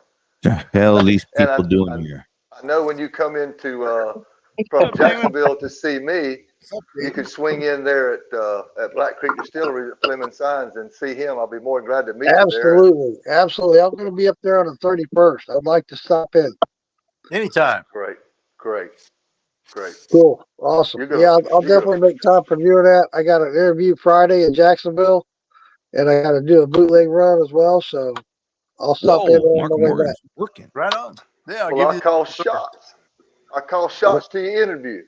I'm up for that. Hey, Mark Morgan. Cheers. Mark Morgan. Mark. Damon. Say my name. I got a question for you, Mark. I got a question for you. I might have an answer. Why you look so sexy with your chest hanging out? Why don't you? That's why I don't let it hang out. Look, that's why I cover mine up. See? You want to see my other nipple? Yeah, I'm all right, man. I'm all right. Hey, don't tempt me with a good time now. Nipple's better than a brown eye. Oh, How y'all been doing? or a starfish. Brown hairy one? Oh boy. What are you guys talking about? Had to throw it out there. Hey, Frey, Right, is so it for all almost y'all commercial that time yet? Let me know when it's No, don't do it. No, wait, just let me know. Man, Tom Crum never answers me back. He's aggravating me. That's not like he always answers me. No, You I mean think he's the eight? ignoring me now. Tell Kitty said the kitty, but the milk's still good. What did you fuck me? What's going on, Miss Aka? You talking about the orangutan? I like April Parker. You That orangutan looking motherfucker. Orangutan. You know he's never gonna live that down now, right? Every time you Hell see no. him, you Do gotta you ever get looked at real hard when you're in the airport, like a terrorist or something? You ever get that Especially if he ever goes and wears that Bigfoot costume again. Orangutan, motherfucker. Yeah. Oh, there they are. That was good stuff. That was the funniest thing that happened that whole night. That was hilarious. And what's even funnier is that people took that line and they made memes out of it and stuff. All right. That was hilarious. Yeah, it was they just as did. good the next day. Oh, it was funny. I woke up the next morning laughing. I was laughing. It was funny. So I was loving it. Yes. Well, at first thought, I was Yes. just shaking my head like, what the fuck? Oh haven't my been able to goodness keep gracious. up with You're getting his face more than you're getting my finger. There. Now that I got all these men and nobody answered my question, this is a military heating wrap, y'all, and it's only got 2 wires out of it. I don't want to burn it up, but would you think a 12-volt battery would warm this up? I This would is start. a- I would start with 6-volt. I was looking at your post the other day. I was going to say a 9-volt. Yeah, I This would goes- start it. You need this a is back step from down. the war. You need a step down transformer, and then I would start with 6 and work my way up. I would say there's only one way to find out, and I would start small and work my way up. Yeah. I was hoping somebody recognized it, you know, and go, oh, I've used one of those before. I've been in the military doing this. He's in my dad's ready bag, all shit bag. And Cool. He told us they used to put these underneath and keep their dick warm. No, it's Wrap 4 around- foot long. He said Wrap it around your leg. if you put something down the ground, put the mat down the ground first, then put this in between, then put your sleeping bag on it. It kept That it makes warm. sense. I gotcha. So it does keep your dick warm. Oh yeah, I guess quite literally. Guys, I'm gonna get off All here. right. I gotta get up early. Variable DC Oh, voltage all power kind of supply. signal. The only reason I came on here, Mark, is because you were here. Well, sorry. You can leave now. I gotta get up at 3 o'clock in the morning, so I gotta get out of here, guys. All right, brother. Have a Good to good see you, one. Mark. I'll see. Hey, Randy and what's your name, Dan? Yeah. Dave. Dave. Okay, I'll see you guys Friday. Okay, man. Ciao. Have a good one. Hey, Mark. Good night, Mark.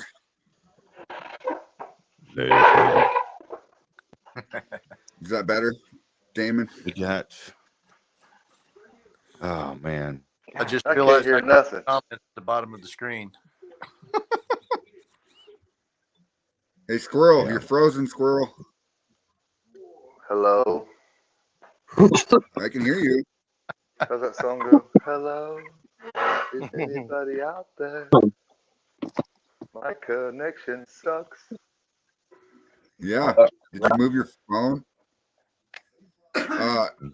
Richard Henderson, it says, depending on how old that wrap is, he would start with 6 volt. I think that 6 Come on, volt Wi-Fi. probably It's enough, would be the enough. best bet. What's that doing? Yeah, a lot of stuff was 6 volt. That's where I would start for sure. Yeah. Need like a variable DC voltage power supply. Sneak up on that voltage. That's what I said. I'd use a Yeah. step down transformer. Yep. Military's funny. Sometimes they're into 24 volt systems too. I had a bucket truck that had a U.S. military generator on the back. I went to replace it with a link welder. I had to buy a converter because the military. Am I the only one that's not having fun right now? Yes. So yeah, it was a trip. Damon, can you hear me? I can see you. Yeah, I can hear you now. Sorry, I had my daughter saying goodbye. Good night. I have no idea just what happened. I lost all signal with everything. When you get old, your hearing goes. You know, you gotta get hearing aids and No, shit. the phone quit. Y'all quit. It went guggling. All black screens went. Wasn't nothing I did. He said when you get old. Aren't you older than me? Don't tell nobody that. Oh, he's trying to give me the heads up. He's trying to give me the heads up on what to expect. What's coming next? That's why I wear headphones. To make sure. Just like James Aubrey says. And I got a It won't soundboard be here. I long can now. turn everybody up. Let us hear a good song. Yeah. Did you hear what I Eh? said, What's Cracker? up, Dennis Stewart? What are you talking about over there? honey? How you like that music I've been putting out through Nelson? Mm-hmm. Don't everybody Pretty good. speak? I sent. Jason Acosta just called me the Miller Muter. Yeah. You did. The How Miller y'all like meter. that music I put out? I like it. Got 1 like, Yeah, man. I like it. I listen to it. 2 likes, I don't think I heard it. 3 likes. Good enough. 3 out of 6 ain't bad. Everybody I send it to loves it. What are you talking about? That music? Did you send it to me the other day or just yesterday? I'm getting Yeah. a few. I've got like 6 or 7 so far. I just don't remember. All right. I don't want to upset nobody and send them the same thing twice. I can't remember who I sent what song to.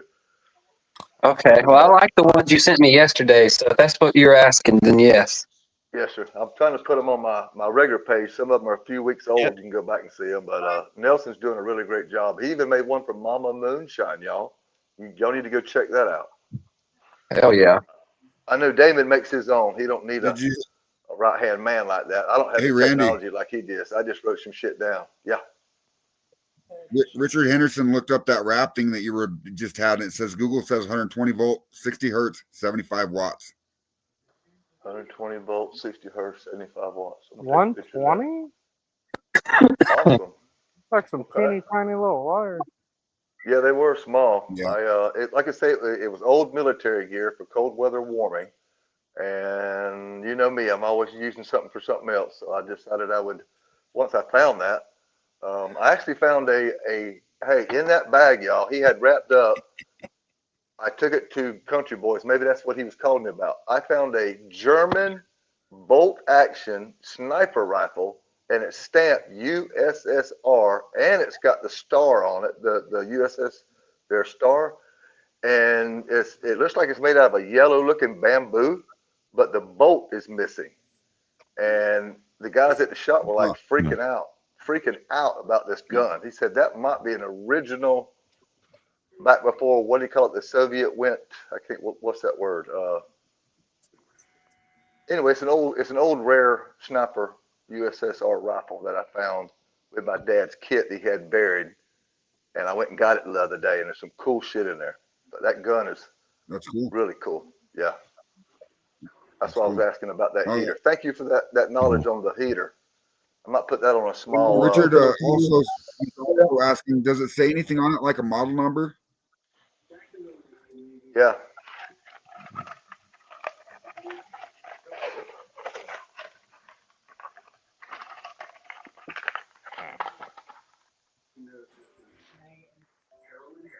All right. Solo mode. 3487.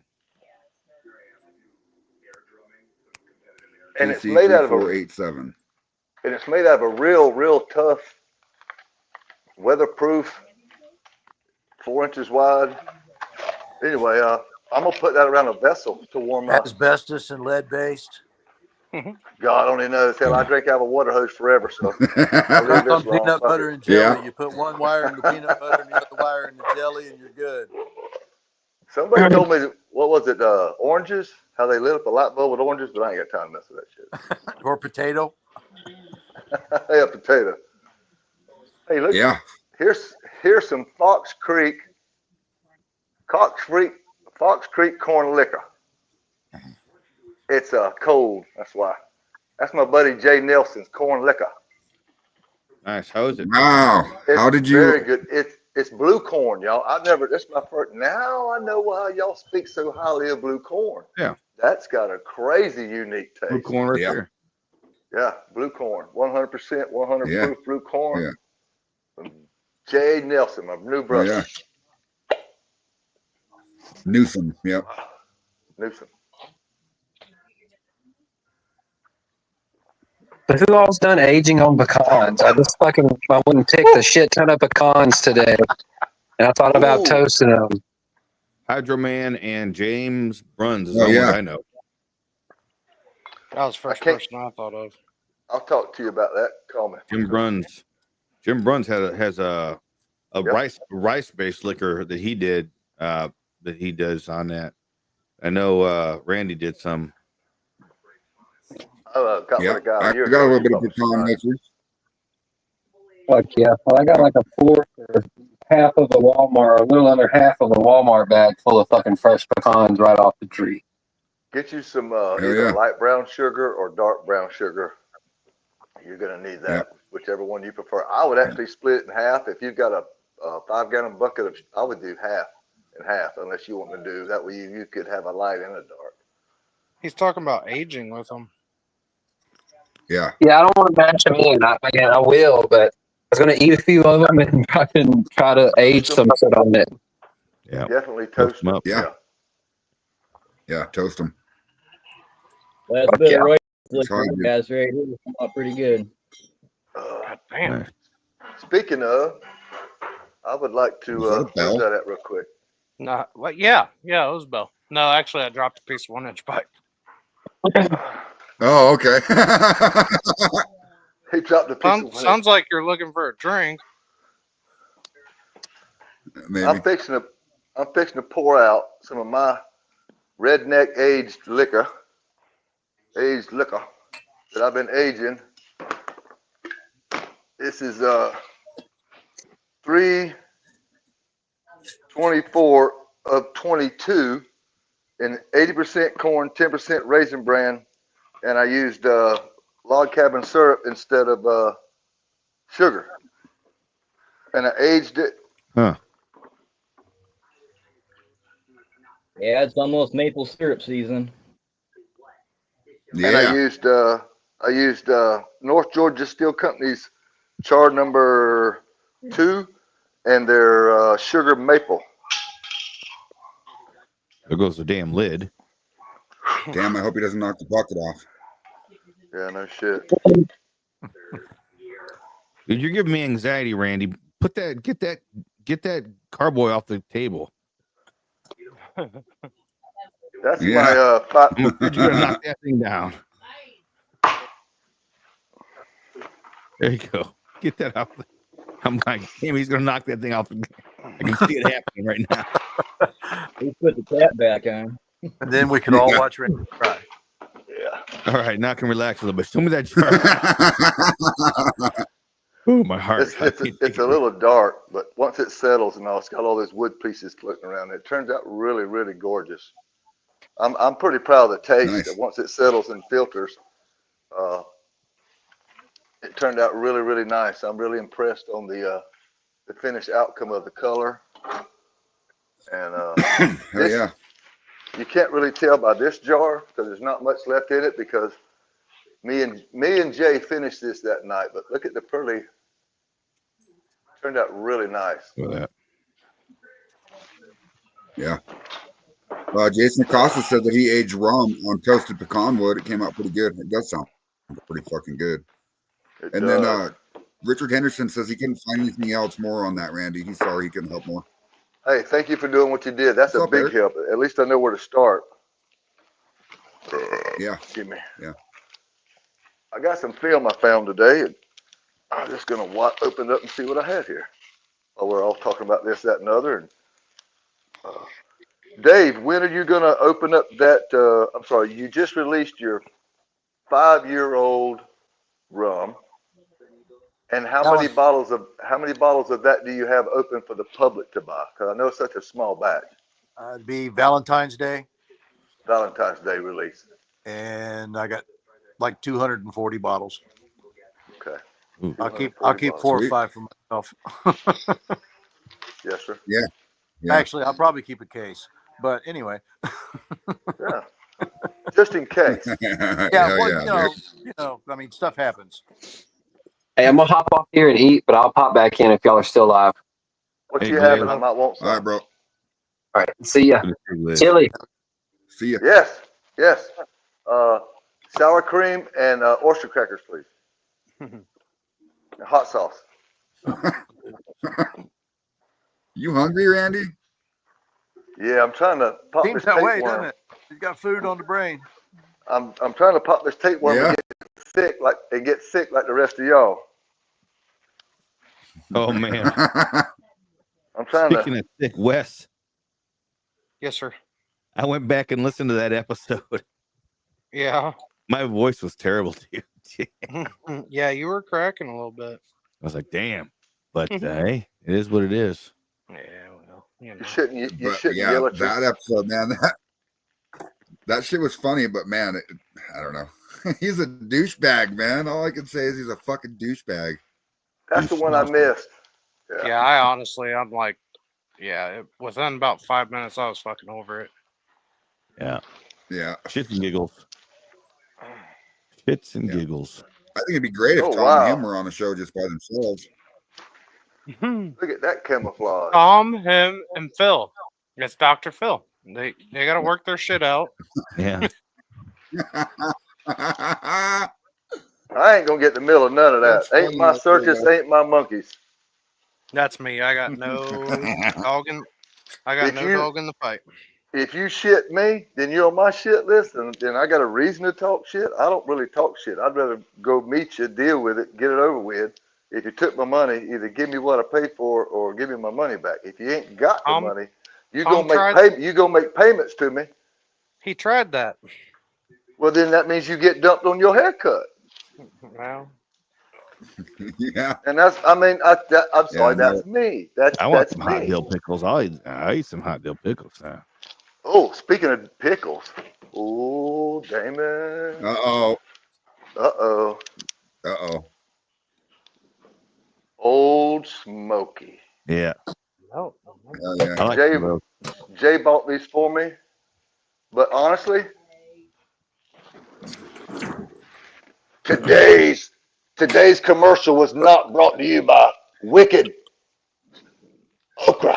You know, Randy, I used to like you. I used to like you until you started messing with okra. I love okra and I love Damon, and I love that Damon don't like okra because that's the only thing that flips his trigger.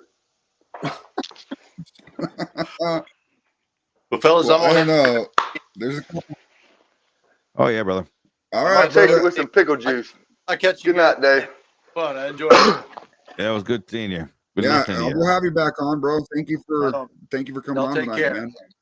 Holler at me Yeah, the night yeah, before you you're too, gonna buddy. run that if you need some help.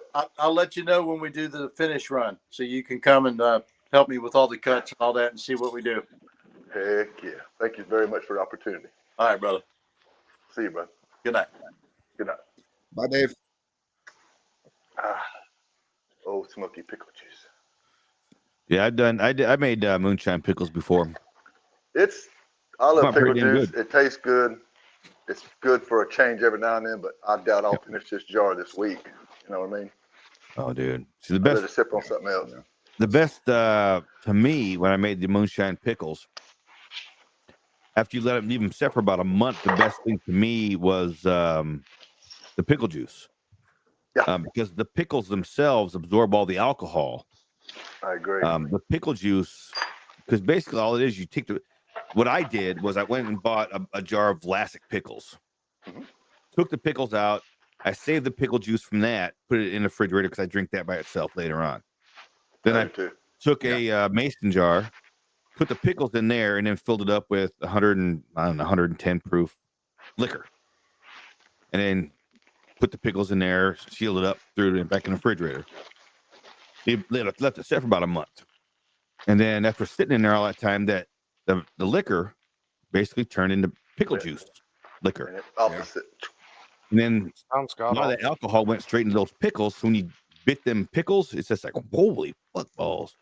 Then you drink that liquor and it tastes like pickle juice. Sounds like a good way to ruin good liquor. No, it's good. It's good, man. And when I don't have liquor and want to do that, when I finish a jar of, say, hamburger chips or dill pickles, I'll slice up a cucumber or however many cucumbers it takes to fill that jar up and put it in the refrigerator and leave it for a week. Yeah. They're great. They're great in salads. They're great just like they are football games. My guys can't. They say, "Hey man, you got more than 3-day-old pickles, or what they call it." I go, "Yeah, probably some in there. Probably gonna get some." But we always do that, just to instead of throwing it down the drain. Because when kids, we would fight over the juice, like Damon would say. We drank the shit out of it. Oh yeah. Don't drink too much of it though, because it'll give you the shits for about 2-3 days. Especially if you eat that. There's the store mixed with the gas station pickles. Coffee and pickles. Is that what you had on your stomach? Oh. Do not eat the gas station pickles and a cup of coffee. You'll regret it. Yeah, that just. I'm just gonna say this, Damon. You wasn't using good common sense that day because that was common sense, one on top of each other. I was trying to stay awake on my way home. I had like an hour left to drive. You know, if that happens again, my neurosurgeons, my endocrinologist told me that the surgeons chew on ice. They chew on crushed ice to keep themselves awake, and the cold stimulates the brain. Chewing on ice helps you keep stay awake. I tell you what, I stayed awake because I was worried I was going to shit my pants the whole way home. So it kept me awake. Yeah. Is that why you stopped at the gas station? Mission accomplished. I stopped probably about 4 times. So you stopped at the gas station to get another pickle after the pickle shits. Okay. No. I picked them up, Self-inflicted. ate it, And on the way home, I stopped like 4 extra times until I made it home. Looks like it depends for the road. I'm gonna need something, I tell you. Y'all want to see something? Y'all want to see something sexy? Who likes Wonder Woman besides me? The trick question. I mean, she's hot. unless you're Wes, I mean, Man, I'm busy. I hear you, motherfuckers. Is that the original? ooh, big it. I can't sit. All right. Oh, sit. come on, Randy.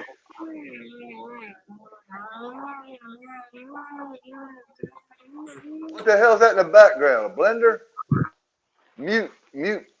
Yeah. It's just a Dremel. Oh, look at that. That's nice. Damn. Look at that hot bitch. Yeah. Need to go down the film. Then we ran to distillate with additional flavoring. What's that dumped in the pot? Got deer. Nice. Yeah, hell yeah. Good job, Richard Burr. This takes something very large to go on. Hey, you're looking at the wrong guy. Yeah, like a car hood. Yeah, like his Camaro car hood, yeah, or a cooler lid, or maybe a. Oh, I know. Maybe I might put. No, I won't make mine a barrel. Damn, that's almost life size, man. That's killer. I mean, Life size, huh? You like foot tall? you like football? Better than baseball. Ain't no pitching, ain't no catching.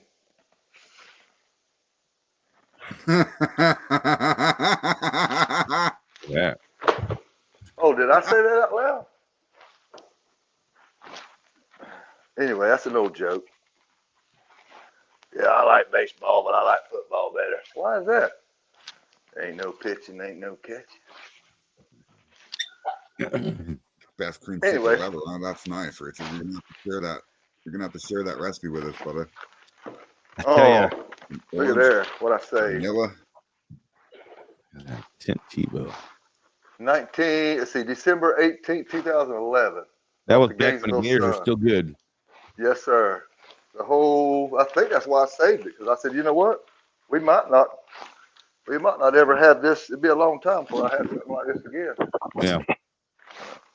But he was one of the best. That was when he was playing quarterback for Denver. Oh, he wasn't He was good Denver. then. I No, bet you it's really, I'm saying really good.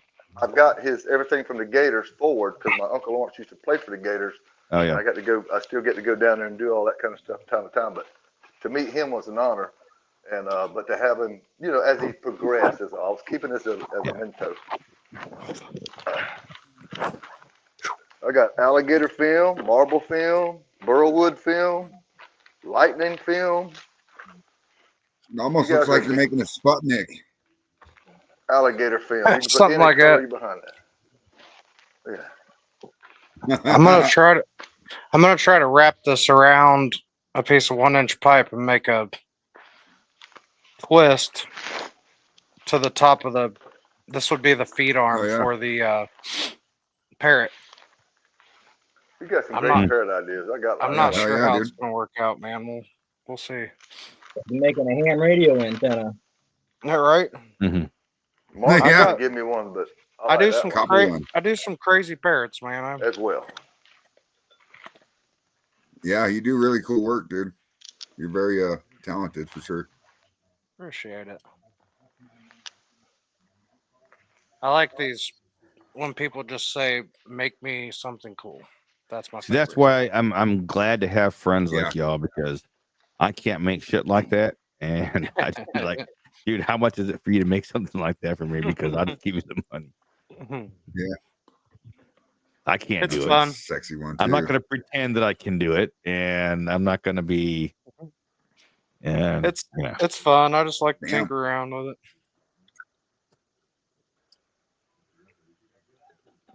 That's a cool fucking. That's definitely a cool picture or print. This is Sean Naughty film. As you Yeah, would, that's like a motorcycle tank. You put that on a tank right there. yes, sir. It's 30 side, and in between each picture, Yeah. something unique like a skull, roses, deck of cards, and a demon, or some type of poker biker type theme. Shotgun. Look at that girl holding a shotgun. That's badass. I got to get better pictures of this. Like a 3 bubble plate setup for like a column still. I think he's talking about bubble plates. Yeah, I want to get something like that to make a. No, Richard Burr. Dave was talking about that too. Yes. I want to get something like that to make like when I make a neutral grain neutral. Yeah, use it for when I make my blends, Yeah. like not my blends, but like the shit that I sell at festivals and stuff. Flavors. I hate using my corn liquor because it's hard to get rid of that corn flavor. Plus, you got to use a bunch of it. No, Yeah. that's why I built that column. I run 190 out. I run all my feints through that column. Have you tried rice before, David, to do that instead of No. rice? A guy had me try some of his, and I was amazed. I know you would love it. I've never tried it. He tried to get me to try it, and I was just too invested on the grains and aging and flavoring and all that. But I am going to get to it one day. But would that help you with your scenario? Would not making that instead of the? I've probably got about 8 gallons of like liquor here that I could proof down. It's probably at about 120. I could proof it down to below 80 and run that, and get a nice flavorless. Keep running it a couple times to get a nice flavorless to use. And you I probably need to start doing that sooner rather than later because festival season's coming up. You build a D-flag column like mine, and pack it with beads, and I just got done saying I don't build it'll shit. run. And you're telling me to build a D-flag column. That's easy. Come on, it'd be a great first project for you, Dan. I've built stuff. I use stuff that I built. I just don't like doing it. Oh well, see, I enjoy it just like this. That's why I'm like, I'm just sitting I out in the find garage. people who does it. I don't enjoy doing it. It pisses me off. I got you. Because the next thing you know, I get solder everywhere. I get solder on my shoes. I get solder on my hand, and I'm bitching. I'm cussing at people. I lose my temper. I end up throwing the shit across the yard, and I'm like, you know what? The hell with this. Then I go back an hour later and pick it up when I'm calmed down, and I fix it correctly. And I'm like, I'm done with it, though. I'm done. Well, you can buy a D-flag column on oak stills. That's actually pretty decent. Pretty that is. Yeah, it looks like a baseball bat. Purple in it. Actually, I think there's one on Amazon for pretty cheap. So you can get 4-inch column pieces with the plates and everything in sight glass from Amazon for $169 a piece. Yeah, how tall is that? I'm saying buy that 2-inch column. It's a D-flag column and it's already together. It's like $160 for the whole column. How tall is it? Oh, okay. 2 inch, you said? No, it's 2-inch stainless. I don't know. I think it's 2-inch tri-clamp. Yeah, it's tri-clamp. I see tons of guys running them on kegs, the new guys. Oh yeah, I know what you're talking about. Okay. Looks like I need to go in the tri-clamp business. Everybody's needing tri-clamp. I'm telling you. I mean, think about it. Them's easy to come by. Yeah, I might get one of those. You can't compete with China. Get one of those just to run off that. Yeah, Probably ordering by the busload, huh? That liquor. No. Yeah, that's similar to what I use, Damon. The one that's on Amazon. Also buy ceramic beads like these. Where do you pack the beads in at? Oh, I've heard of that ceramic beads. Hang on. So you use. That's your gasket. It's a screen gasket. For the bottom? I put that on top of my keg or on top of my reducer. And then I pack the column full of beads.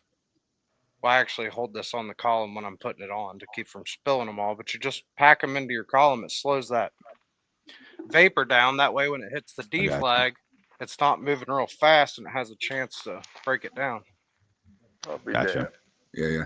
I've seen them, but that makes more sense. I That's, understand it now. I mean, most of you have seen my D-flag column. I mean, it's super simple. It's a 3-foot piece of copper with Passive. 1, 2, 3, 4 3/8 lines running through it, and then I pack it full of them beads. I can run. I don't know what my feints. I usually don't even check the proof, but No I can run my way. feints off and get 190 solid throughout 80% of the run. This is the cosmos, y'all. Wow. That's pretty pretty cool. cool. That's cool. Yeah, you know. That's gonna be bad ass on white right there, Cracker. I'll say it's kind of see-through. That's cool. Look at that. What a difference it makes. Oops. When you put it Yeah, on it's pretty something cool. white. I'm not doing it no justice here, but I'm sorry. I haven't seen these films in a long time, and I know what they're capable of, and damn, I'm ready to get this. Had to order new needles for my guns. They were what they call etched, so it was letting too much of the activator out and causing spot in the film.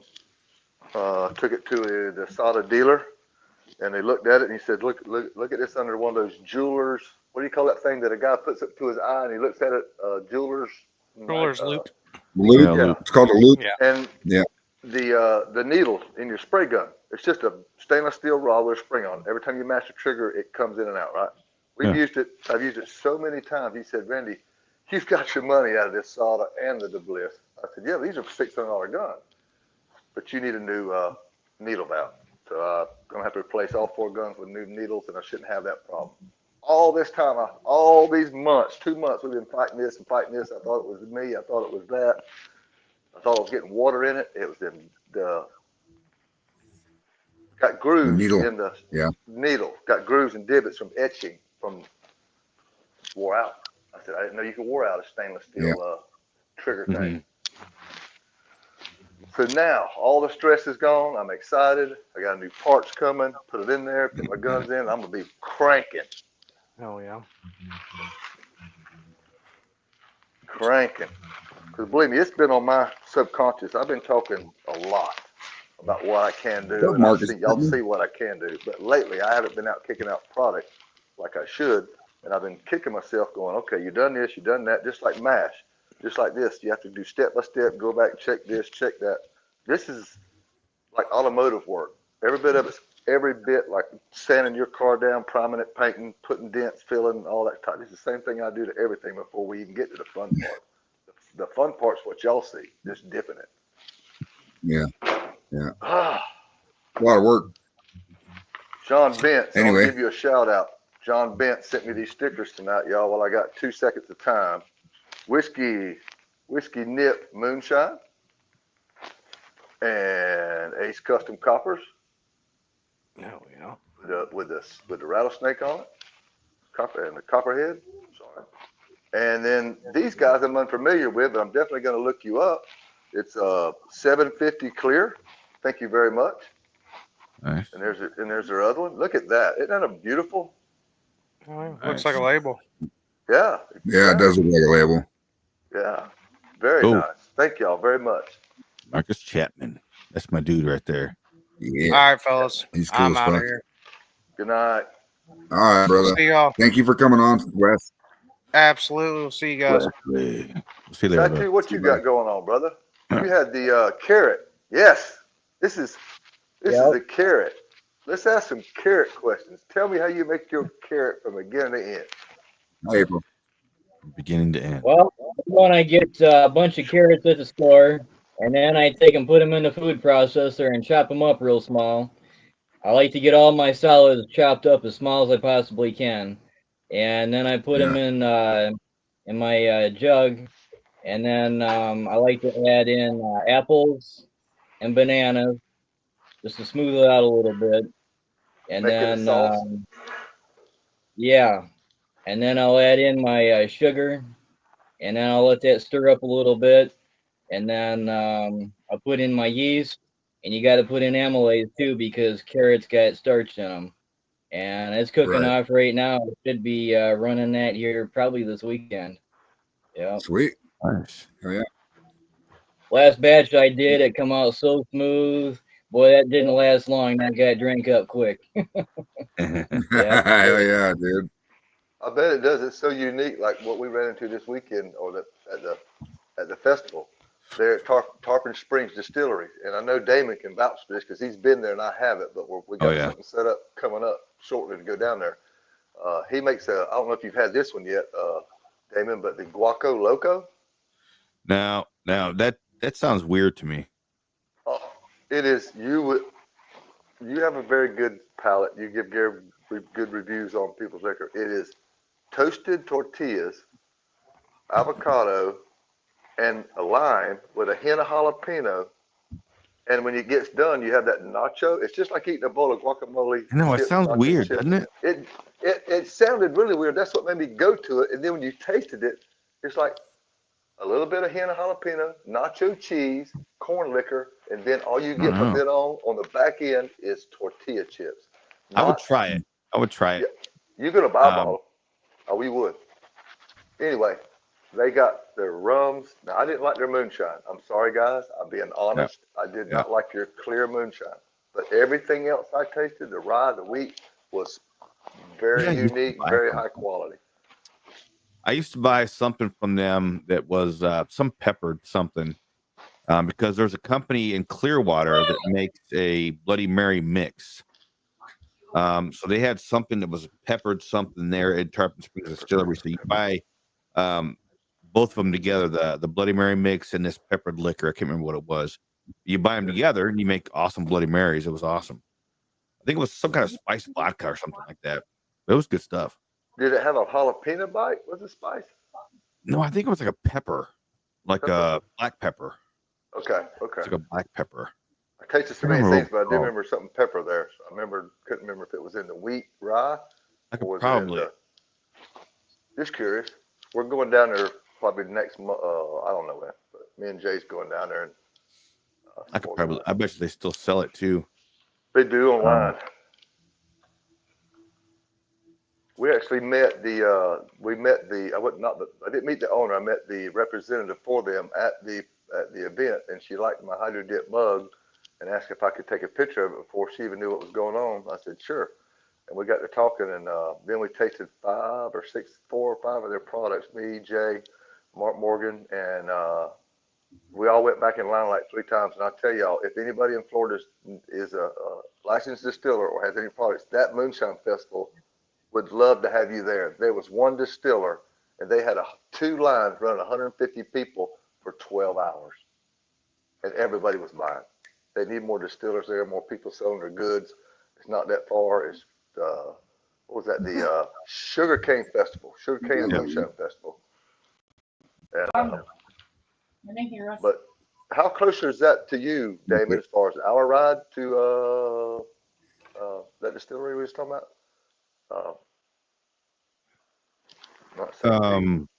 The one Guaco Loco. Tarpon Springs? Yes. Now it's probably about 10 hours. Oh, okay. They're closer to me. But yeah, I used to live like 10 minutes from that place. We used to go down there. Because there was a place across the street. There was an oyster bar across the street. I can't remember the name of the oyster bar, but we'd start over at Tarpon Springs Distillery because they have free samples. So we'd go in there and get free samples of everything they had. Sure. And then we'd go to the oyster bar across the street, get a bunch of free oysters. Or not free oysters, but eat oysters and get a bunch of more drinks. It'd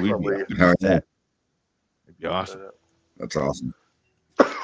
So how much? Sounds pretty damn good. How long does this take those carrots to ferment? And when you said yeast, do you use a champagne yeast or you use a fruit yeast? I'm just using standard bread yeast. I get really good results with it. Nice. Yeah. Okay. No go wrong. Yeah, about a 20 gallon. I get about I'm getting about 7 liters of alcohol out of it. Out of how many gallons? Or 20 gallons of mash. 20 gallons of mash, you're getting 7 gallons return? No, 7 liters. Okay. I was gonna say, how are you doing that? I'm like, damn. Yeah, that Oh would be yeah, amazing. Jason. That's a hell of a return. I know that would be amazing. Yeah, it I- would I be got another amazing. cranberries, raisin grapes, apples, Ooh, banana, yeah. and that should be done here probably in a week or so. And then I'll I'm be running that pretty quick. I'm a I corn like my liquor guy. white flavors. I'm kind of blessed. I'm in the I wouldn't say the Bible Belt, but I'm in the perfect bullseye of corn and produce and all this stuff, and it's just all around me. And I'm like a kid in a candy store. I want to try every flavor here. Can't help it. It's in my blood now for good. Y'all have ruined me. I'm blaming all y'all.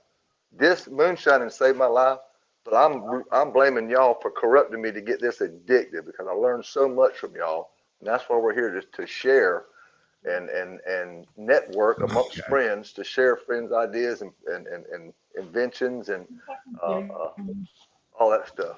Try Jason That means Acosta shots. yeah, it's time for me to shut up and drink. Ready?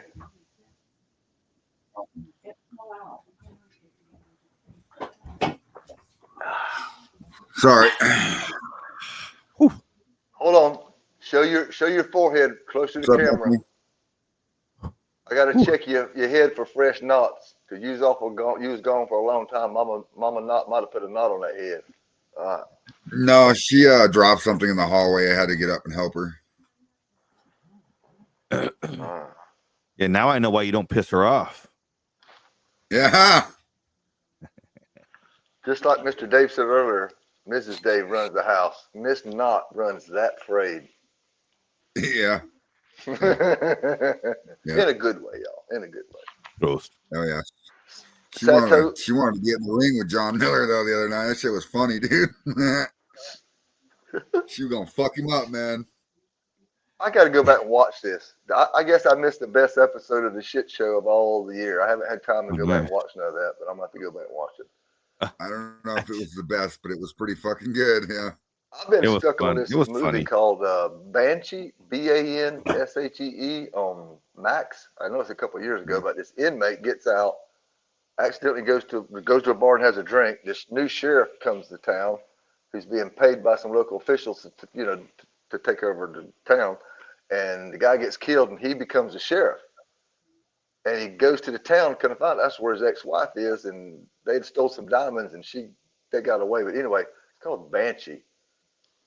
There's two of them out there. The other one's the guy with the tattoos all over his face who wants to be a policeman. I can't find that nowhere. I want to see that one. Does anybody know what I'm talking about? Where he used to live the white supremacist life, and he straightened out because that's how his daddy made him be. Then he became a cop, and then they made him. He wanted to get rid of his tattoos.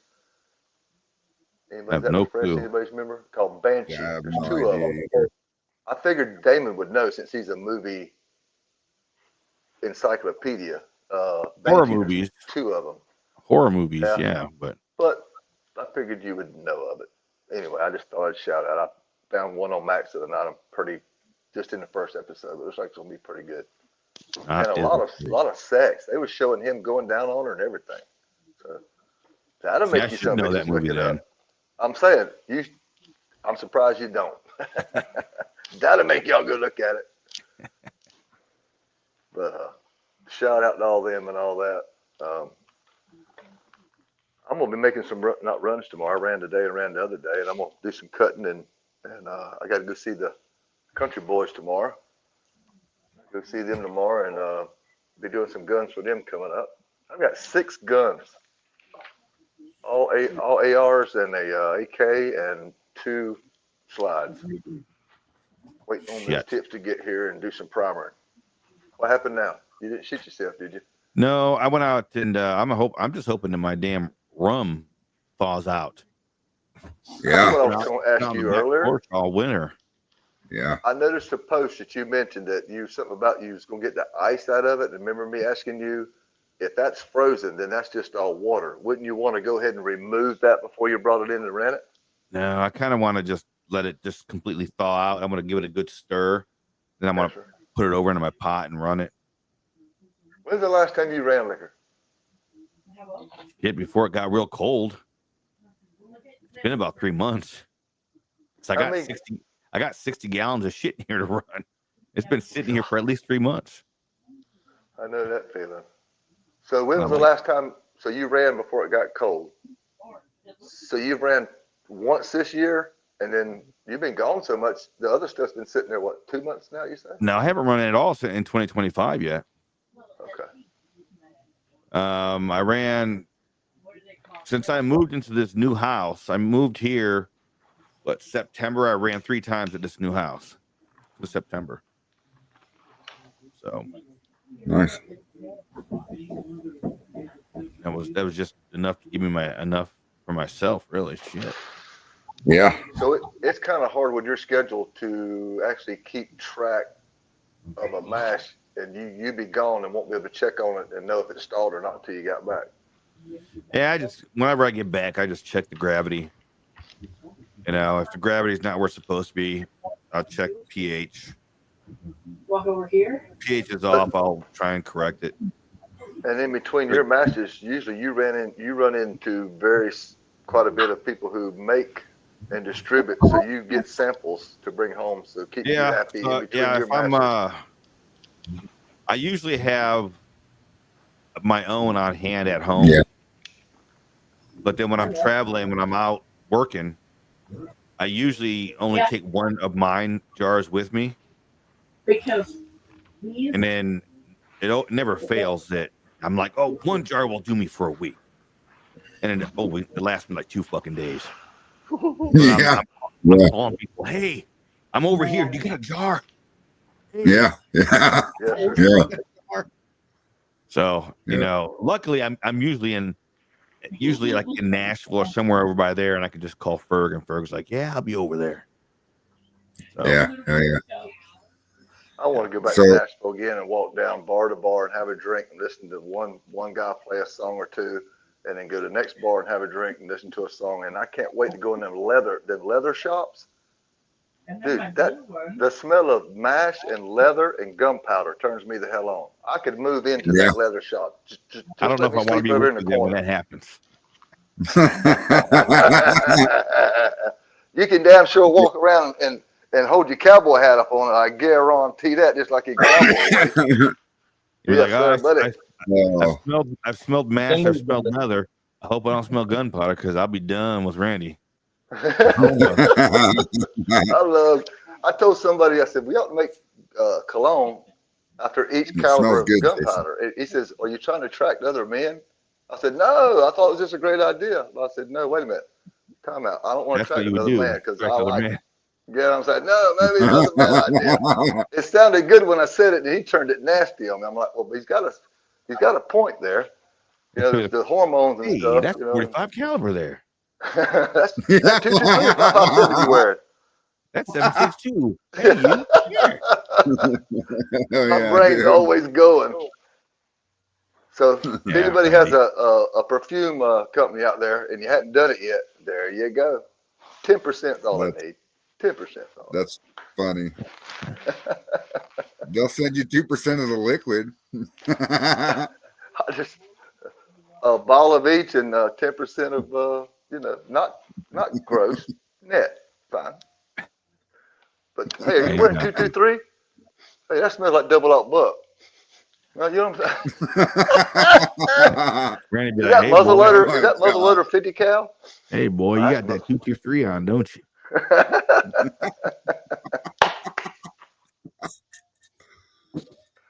Oh, that's what whiskey and good friends do to you. It brings the best out of you. God bless America. And we got a president in there who damn sure loves each and every one of you. America. The Gulf of America, baby. Too. I've got a Trump film that's pretty badass. That's funny. I just don't have enough money to buy all these films. My God, there's so many films out there driving me nuts. Stop buying films until you get orders for them. Well, yes, sir. I'm putting my money. These are all films I've had stored. Yeah. How long do those films last? If you buy a roll of film, can you keep it like 5 years? Not 5 years. Now they'll say they only last a year, but I Okay. know how to store. I know how to store my film, and I've got some here that's 6 years old, and I sprayed it the other day and it worked fine, except for the dots. Right. So The atomization problem. Yeah. yeah, atomization, throwing too much at one spot. If it's anyway, I won't get into that. That bores you. But hydrographics, and I want to thank Liquid Concepts because I went back and watched some of his tips of the week. Oh. And it actually helped me figure out that if I've covered every other base, and I've got two water filters. I mean, I got the filtration system out the ass and on the guns. There's no way a drop of water is getting in there. Yeah. Yeah. He helped me out figure out if it's not this, it's that. If it's not that, it's this. And the last thing was the needle. I said, damn it. And I looked at it and I Yeah. took it What down in do the you shop. got He there, looked at it Damon? and I'm like, fucking A. Is that beard butter? I make my own beard oil. Oh, sweet. That's My sister gave me some That's beard oil tobacco. kit the other day. That's tobacco, vanilla, and gunpowder. So he spits in a Really? cup, puts some vanilla extract in it, and adds double alt buck or 223 powder and mixes it up and lets it ferment for 2 weeks and Great combs it in your gunpowder, beard. baby. Huh. Rub that shit Is in that there. That's pretty cool. is that grizzly It's a tobacco? lot cheaper too, dude. I'm telling you, it's a lot fucking cheaper. It's not difficult at all. Are you using your dip? Hi, Dick. buddy. What? Are you using your Copenhagen? I mean your grizzly dip when you said tobacco. No, I got tobacco scent. The tobacco Oh, scented I got you. I got vanilla, tobacco, and gunpowder scented beard oil I you. use. No way. That I make. I'll be That's damned. pretty cool. Although to me, the gunpowder scent that I bought smells smells a lot more like baby powder than it does gunpowder, and I'm kind of like, because Huh. originally my idea was to make a rose and gunpowder scented one and call it Guns N' Roses. Yeah. But There you go. the powder just smelled it. It smelled. It has a little bit of gunpowder smell to it, but as it sat for the longer period of time, it just smelled more and more like baby powder. So Huh. I'm gonna try a different company and see if maybe the smells different. Leather mash and gunpowder, huh? Hell yeah. Sato, how long does it, what do you keep your mash at? Do you keep it 80 degrees with that yeast and usually works off in 10 days, 4 days? I'm keeping it room temperature, and my room temperature in the basement where I'm doing it's right around about 74, 73 degrees. And I'll give it probably about 9-10 days. I usually watch the bubbles in my bubbler, and when they All start right. coming down, it's ready to go. To go with that, would you, when you was mentioning fruit, you like dates, raisins, apples, would a oatmeal with that? I haven't done any oatmeal. I've had, people say use oatmeal, but I use bananas for the smoothing out. Okay. I guess you can use Yeah. oatmeal. Yeah, You I can like to always, use there's no right bananas. and wrong. You can always add some with the bananas. I don't put a lot of bananas, maybe like I don't 5 know. or 6 Check it bananas. out. I'm going crazy over Ray's Jay's banana. I gotta try a banana. You say you can get 50. What was that for 50? So 50 pounds for $20? I'm sorry. Go ahead, Frey. Yeah. Satu Tatamono, I'm gonna put you on solo layout for a minute because I see there's some stuff behind you in your background that is very interesting. It looks like antique electronics. Is that what it is? Radar equipment and stuff like that? Holy No, shit! oscilloscopes. We got resistor testers, capacitor testers, soldering iron. This is all electronic repair stuff. Would you know how to okay. fix? That's pretty Would cool. you know how to fix? Supply. Yeah. Anything to like repair electronics, I got it all sitting here. Nice. How far are you from Florida? Wow. I'm just north out of Detroit. Damn. Yeah, I'm straight up 75 from you. I've got a 1940 Yeah, I'm closer something. than you are. Haha. I've got a jukebox that come out of a local honky tonk, and I've got 3 picnic baskets full of records from way back to now, and it won't load the record. It lights up, everything works, but it's hanging up. It's got tubes in it and all that kind of stuff. And I'm looking for somebody who knows how to repair AMI jukeboxes. I in got Florida. tube touches and everything here too for that old stuff. I'll keep Googling it. I'll run across the right guy here in Florida and somewhere to get it. I want to keep it. Everybody wants to buy it from me, but I don't want to sell it. Yeah. It's like somebody having a grandma's 1947 car out there. I want to keep that and put some money into it and restore it and play old records. That'd be bad. I might have more money in it what it's worth, but you know what? You only live once. Somebody else will get to enjoy it after I get it fixed. Huh. But I got something ain't nobody else got. You know what I mean? Yeah. That's true. Oh, real quick, can everybody say a real, keep my mom in your prayers. She's fell 3 times now in the last, 4 days? Yeah. And I'm putting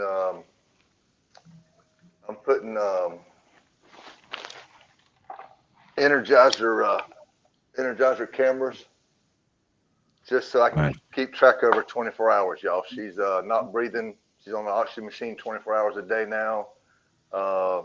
There's a lot of things going on I won't get into, but just pray that Mama Patty's health improves. That's all I ask.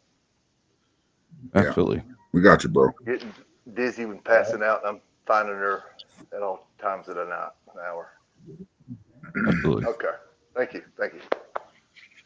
So, Banana Brandy, he's running carrot. I just got through with my last batch of Indian corn. I'm fixing to be running that 4-grain, 5th generation sour mash that the buddies that brought me that built my Gatling gun for me, they brought me some 4th generation sour mash. So they tested it before they give it to me. And so I ran that. We drank the hell out of that. So now I got the 5th generation's ready, but I'm going to run it on the North Georgia. I seem like I'm getting more flavor, more on the little steel, and I'm going to use the big steel for the big mashes on the big grains. What do you got? What were you working on earlier, Gliz? Oh, I got this is my 1st generation sour mash. It's first one I've ever done. So I've got it going right now. It's not dripping yet, but it's about to flowing into the thumper. So it won't be long. Nice. Oh, yeah. Yeah, just barley, rye, corn, and then oats. I remember when Gliz was a wee young lad coming in and talking to us about stuff, and look at him now. Yeah. So many questions. That's so cool. That's what we're here to help, man. You know. Look at Just him go now. tell you how good the groups are. They work, guys. I promise you, they work. Everybody's been super helpful. And I don't know. It's my hobby now, man. I run liquor like 3 nights a week at least. Good. Unfortunately, it's addictive. Oh, it is very addictive. I have to convince myself that I don't mean I need to drink 3 nights a week or every night a week, but sometimes I do. You know, sometimes I go in a grocery store and I think back before I started doing this, I would have never caught myself standing in the vanilla extract section.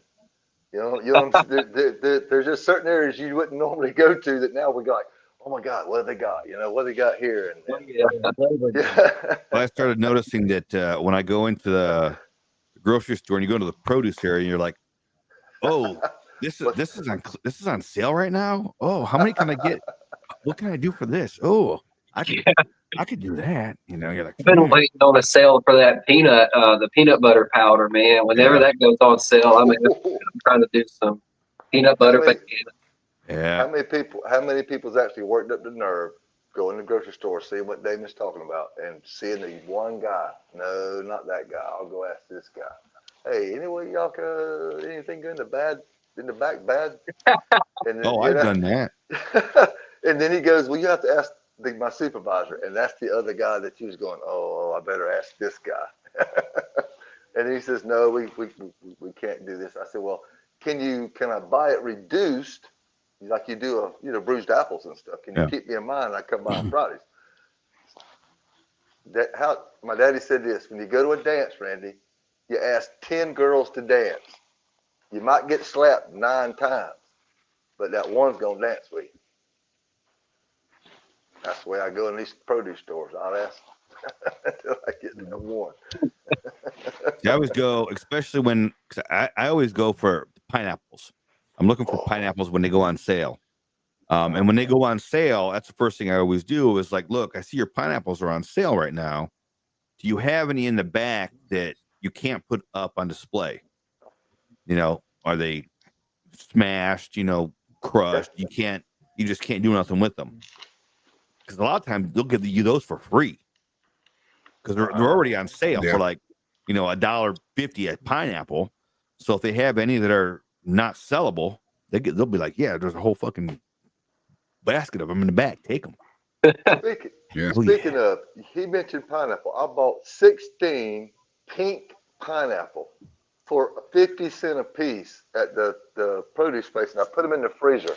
I've never seen a pink pineapple before. They Probably weren't that like big. a hybrid or something. It's pretty they neat. were real sweet. I ate one. I said, "Oh my god!" Let me see if I know the name of it. About doing something with dragon fruit.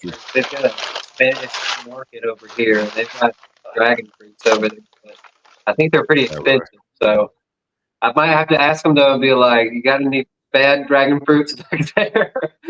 Now, Gliz, dragon fruits grow. If you can get them to grow, they grow like weeds. So if you can get like a tree to grow, they grow like boom. Oh yeah. There was we used to have a neighbor that they planted one, and then like within a year they were trying to sell them. They had signs out in the front yard like dragon fruits, come and get them. Fuck yeah. I just know, like, I used to manage a vape shop, and like dragon fruit and vape flavors was fucking amazing. So I'm like, it's probably great in whiskey too. So I don't know that blueberries to your rice. Concentrate must be taste better, because every time I've had a dragon fruit, it's hard to get a lot of flavor out of a dragon fruit, in my opinion. Right. Well, I've never had one, and so that's why I wanted to, like, you know, I've never had like the raw fruits. So I just wanted to be like, fuck it, I'll buy a bunch of them, fucking try it, and then do some in the bag to just say fuck it. What do you got, Randy? Check this out. You about to get naked or something? Blueberries. Oh, blueberries. Okay. Blueberries. Every time Randy says, check this out, I'm kind of scared. I want to. Y'all was talking about peaches. These are called Fall Festa plums. Yeah.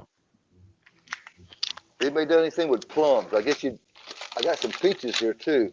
I need to go ahead and use these peaches. Comes out pretty good. Have you? Yeah. South Carolina peaches. But here's a pink pineapple I was telling you about. Oh yeah.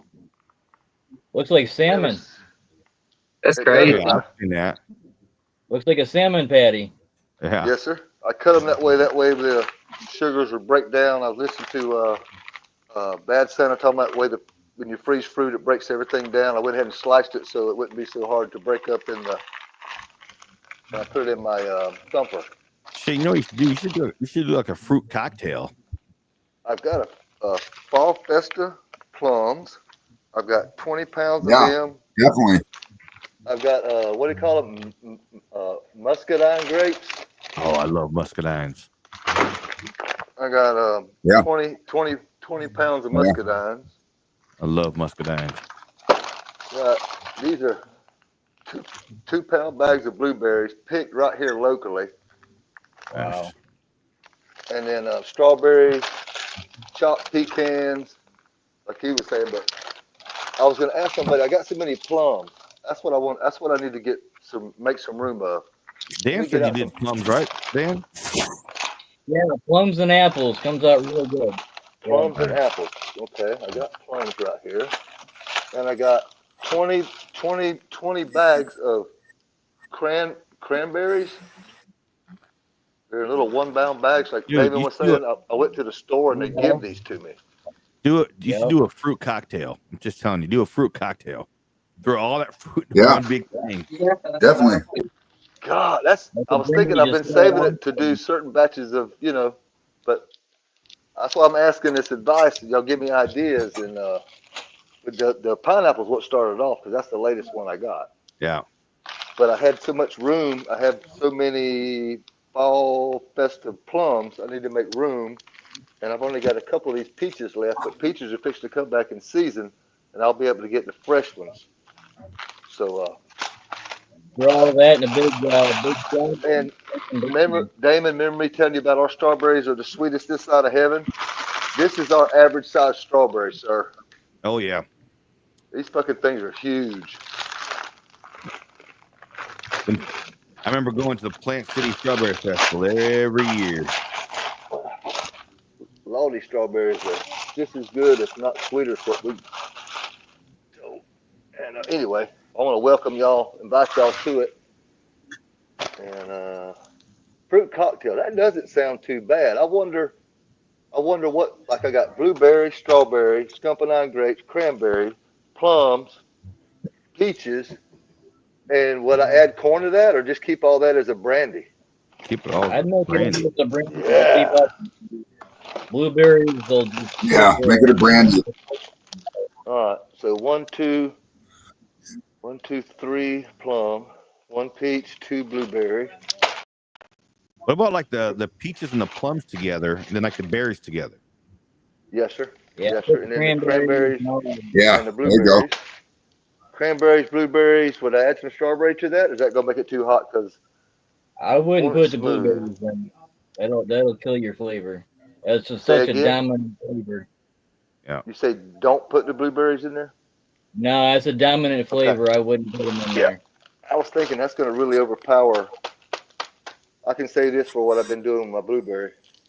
So South Carolina peaches, fall festa plums, cranberries, strawberries, and muscadine and pineapple.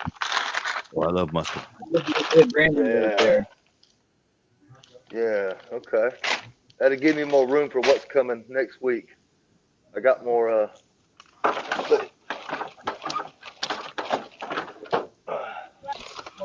Look at here, guys. I had to rotate them to the other freezer. 5-pound bags of Jimmy Red. Wow. Got 50 bags of these in the other freezer. And I just got one here for show. This is legitimate butcher, bloody butcher from Mr. Luke from Luke Agriculture. Just sent me the emails last month on the verification of these. This is what we're gonna be planting. I'm gonna call it Alcohol Acres. And I got a couple apples. Oh, and those cotton candy grapes. That would be good to put in there too. Cotton candy grapes. Yeah, you ever heard of those? Yeah, a lot of sugar in those. Ooh. And here's That's like raisin grapes. They got a lot of sugar. oh, when you guys were talking about natural yeast, I decided not to wash these, and these are right out of our fields, and I put on here fresh picked natural yeast, sand right out of the field, 12/8/24, unwashed. If I fermented these into a brandy, would the yeast that was on there before be on there again alive, or did the freeze kill it? Hold on a minute, Randy. I mean, Freeze would not have killed it. I don't think it would made it. Probably would have made it go dormant. dormant. That's the word I was looking for. Yes, sir. Now you can keep your yeast in a refrigerator, but I don't know what it would do in the freezer. And we picked these strains out. These are heritage Mexican blue corns. And I'm gonna plant small plots of these. This is root beer and blue. What do you call it? Blue hobby. Opie. Opie, yes, sir. And then he named so many names I can't really.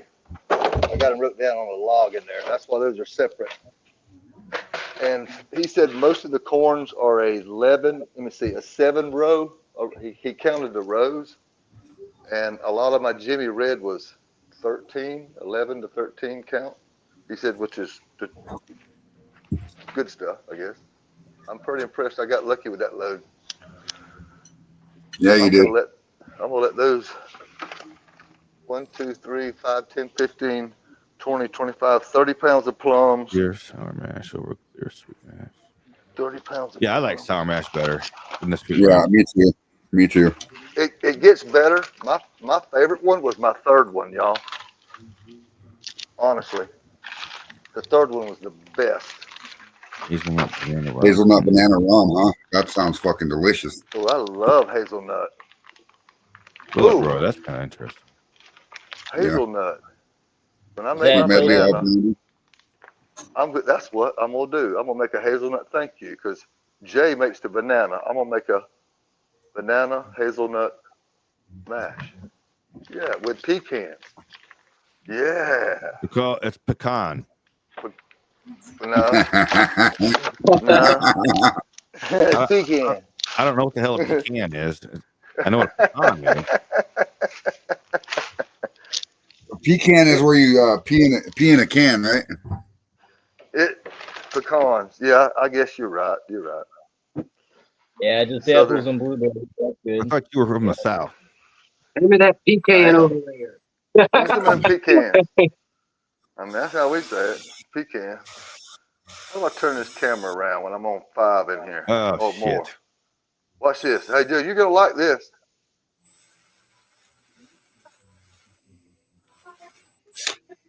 You're gonna give me a seizure here, baby. What do you do? Yeah. Oh yeah, that picture's pretty cool, dude. This is heating. The steam's coming up here. Let me back up, get my hand out of the way. This is being heated over here, steam in here, coming out there, going over this down here through the woods. I can't tell what's behind that, but looks like this is coming off of here, going to this pot, and this pot going off of that pot, and that pot goes through the woods there.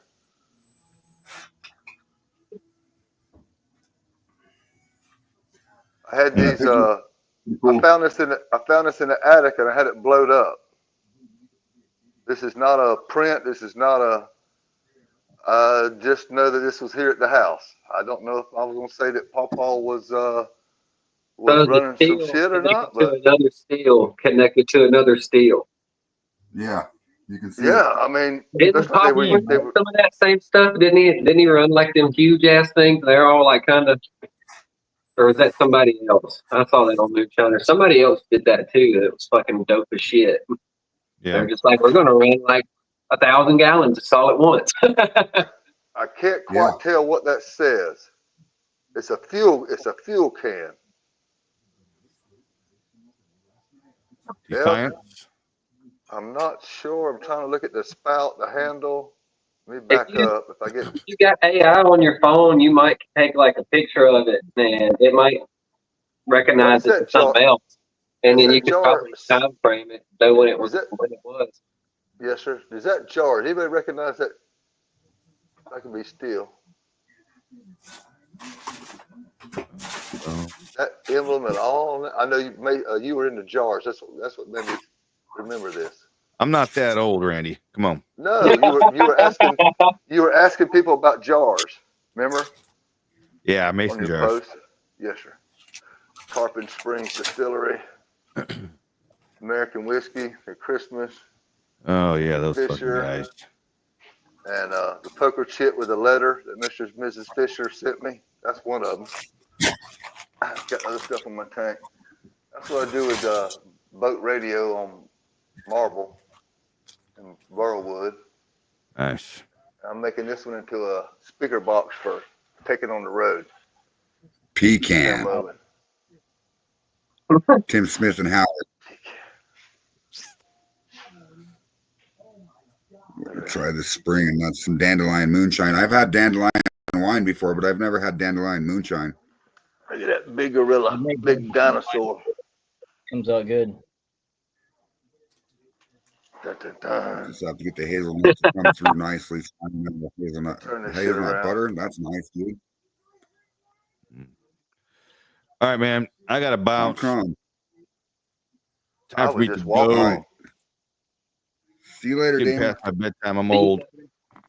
I'll talk to y'all later. Later, I brother. love y'all, man. Talk to you. Love you. Roll out See of ya. the chair. Later. Good night. Sweet dreams. What I do for produce around here, a lot of these big box stores, when they get like produce that's towards the end, it goes to like churches and food distribution centers, Yes, and sir. you can go around and pick that stuff up. And you can pick up We cases talked of about stuff that. for free, and it's like always something. To Go ahead. Yeah, that's cool.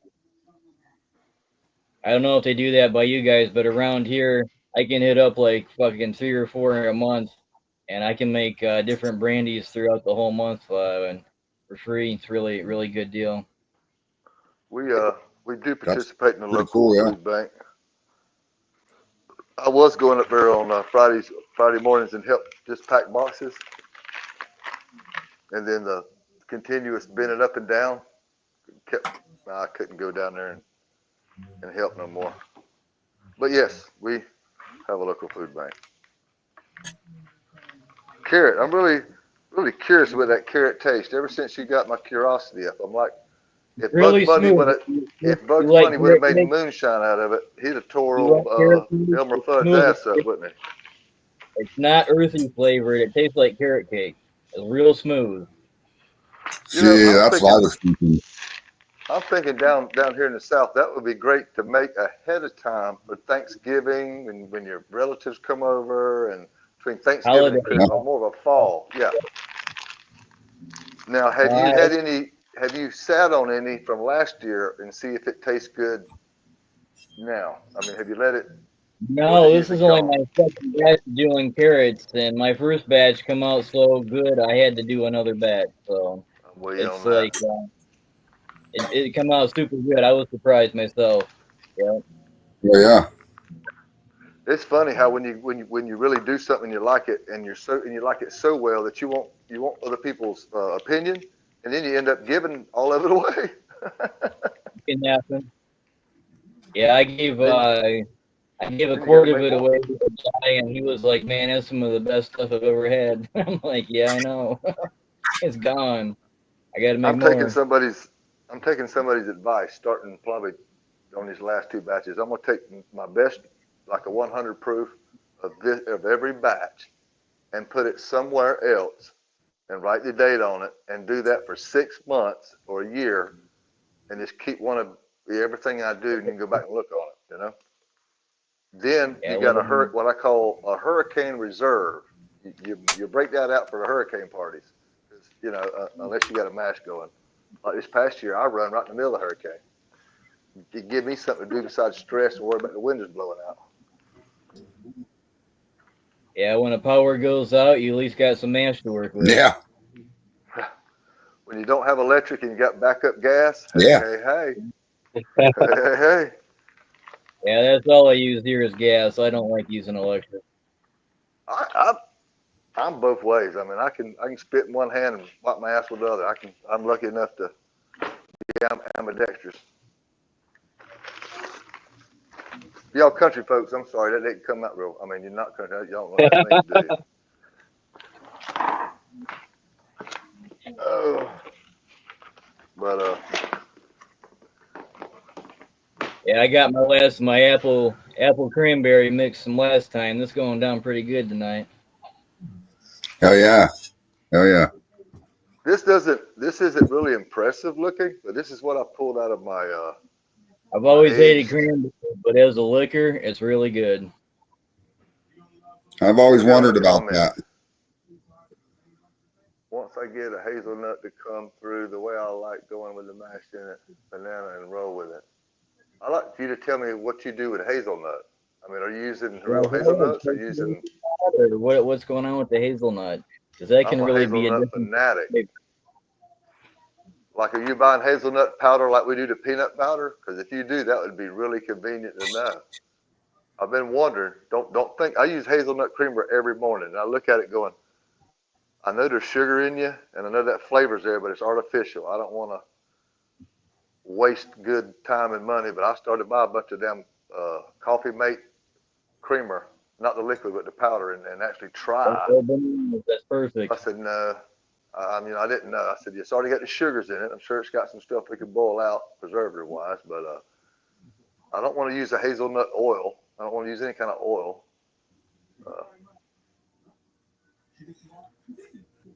But that right there is corn, barley, wheat, 3-to-1, with log cabin corn syrup as my sugar.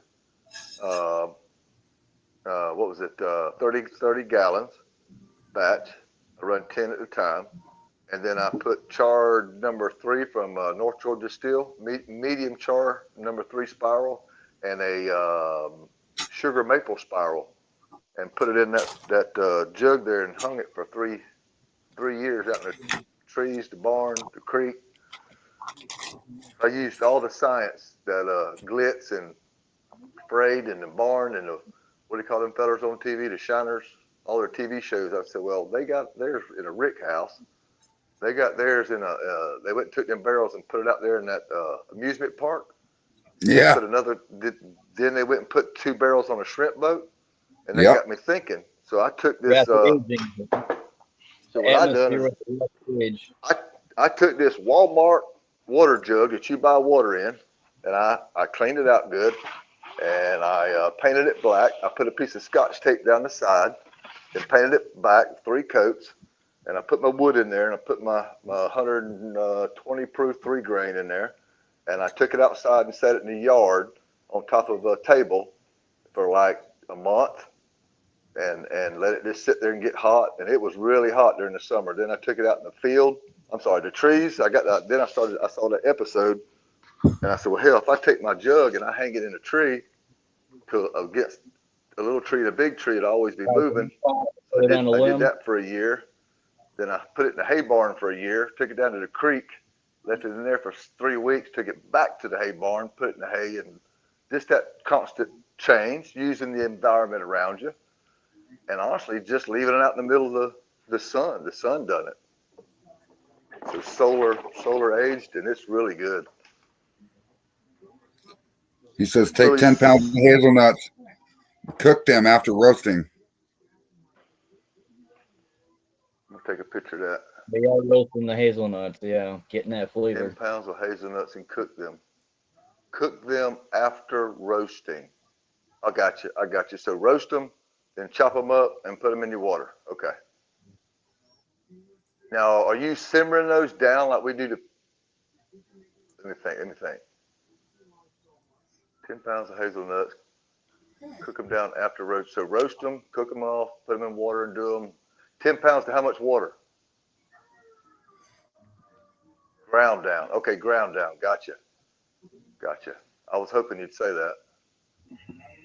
10 pounds of hazelnuts to how much water and sugar? Roundabout. And we can do the rest. That's a good idea. I bet you could add some of them to your carrot. And boy, yeah. Yeah, I've got almonds and pecans in stock here. I was gonna try that coming up. Oh yeah. And now it's maple season's coming. I machined out some maple tree sap spiles, and as soon as it's ready, I'm gonna go drill a hole and put them in and start collecting sap. I got maple trees in my yard out here, so I'm gonna collect that, and I'm gonna do. Go ahead. I'm sorry, I totally interrupt you. My bad. Oh, anyways, yeah. So I'm going to collect the sap, and I want to do a corn liquor with maple infusion, and I also make my own grain beer too. So I want to do a maple grain beer with it. Nice. Maple grain beer. Yeah. Maple grain beer. I like the sound of that. Yeah, I got a few bags of winter. You said you made your own maple spirals. So you cut a chunk, and then you have a machine to cut the spirals out? A tree tap, when you put it in a maple tree, it's called a spile. S-P-I-L-E. Oh, to get the sap out. I understand. I couldn't hear that part. I thought you said spiral. Like you made your own spirals from your own wood, from your own yard. Oh, no. I got you. Spile. A tree tap. That's what they call that. Yeah. Okay, 10 pounds of you just give us, you said take 10 pounds and cook them after you roast them.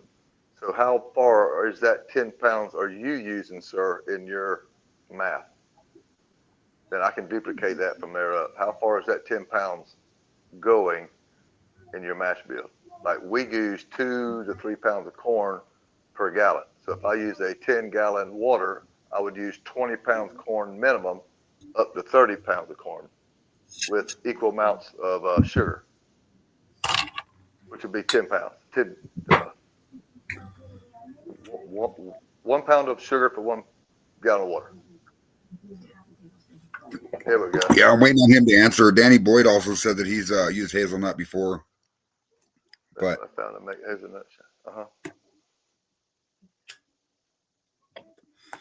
he says that the best way he found to make hazelnut shine was not to cook the nuts, just to put them in my thump or keep a thump keg. Fill the thump keg plumb full and just let the steam run through, and it'll make some fine hazelnut shine. That's not a bad idea, actually. Yeah. So on a 3-gallon thumper, fill that whole thing with just the raw nuts and let the steam go through.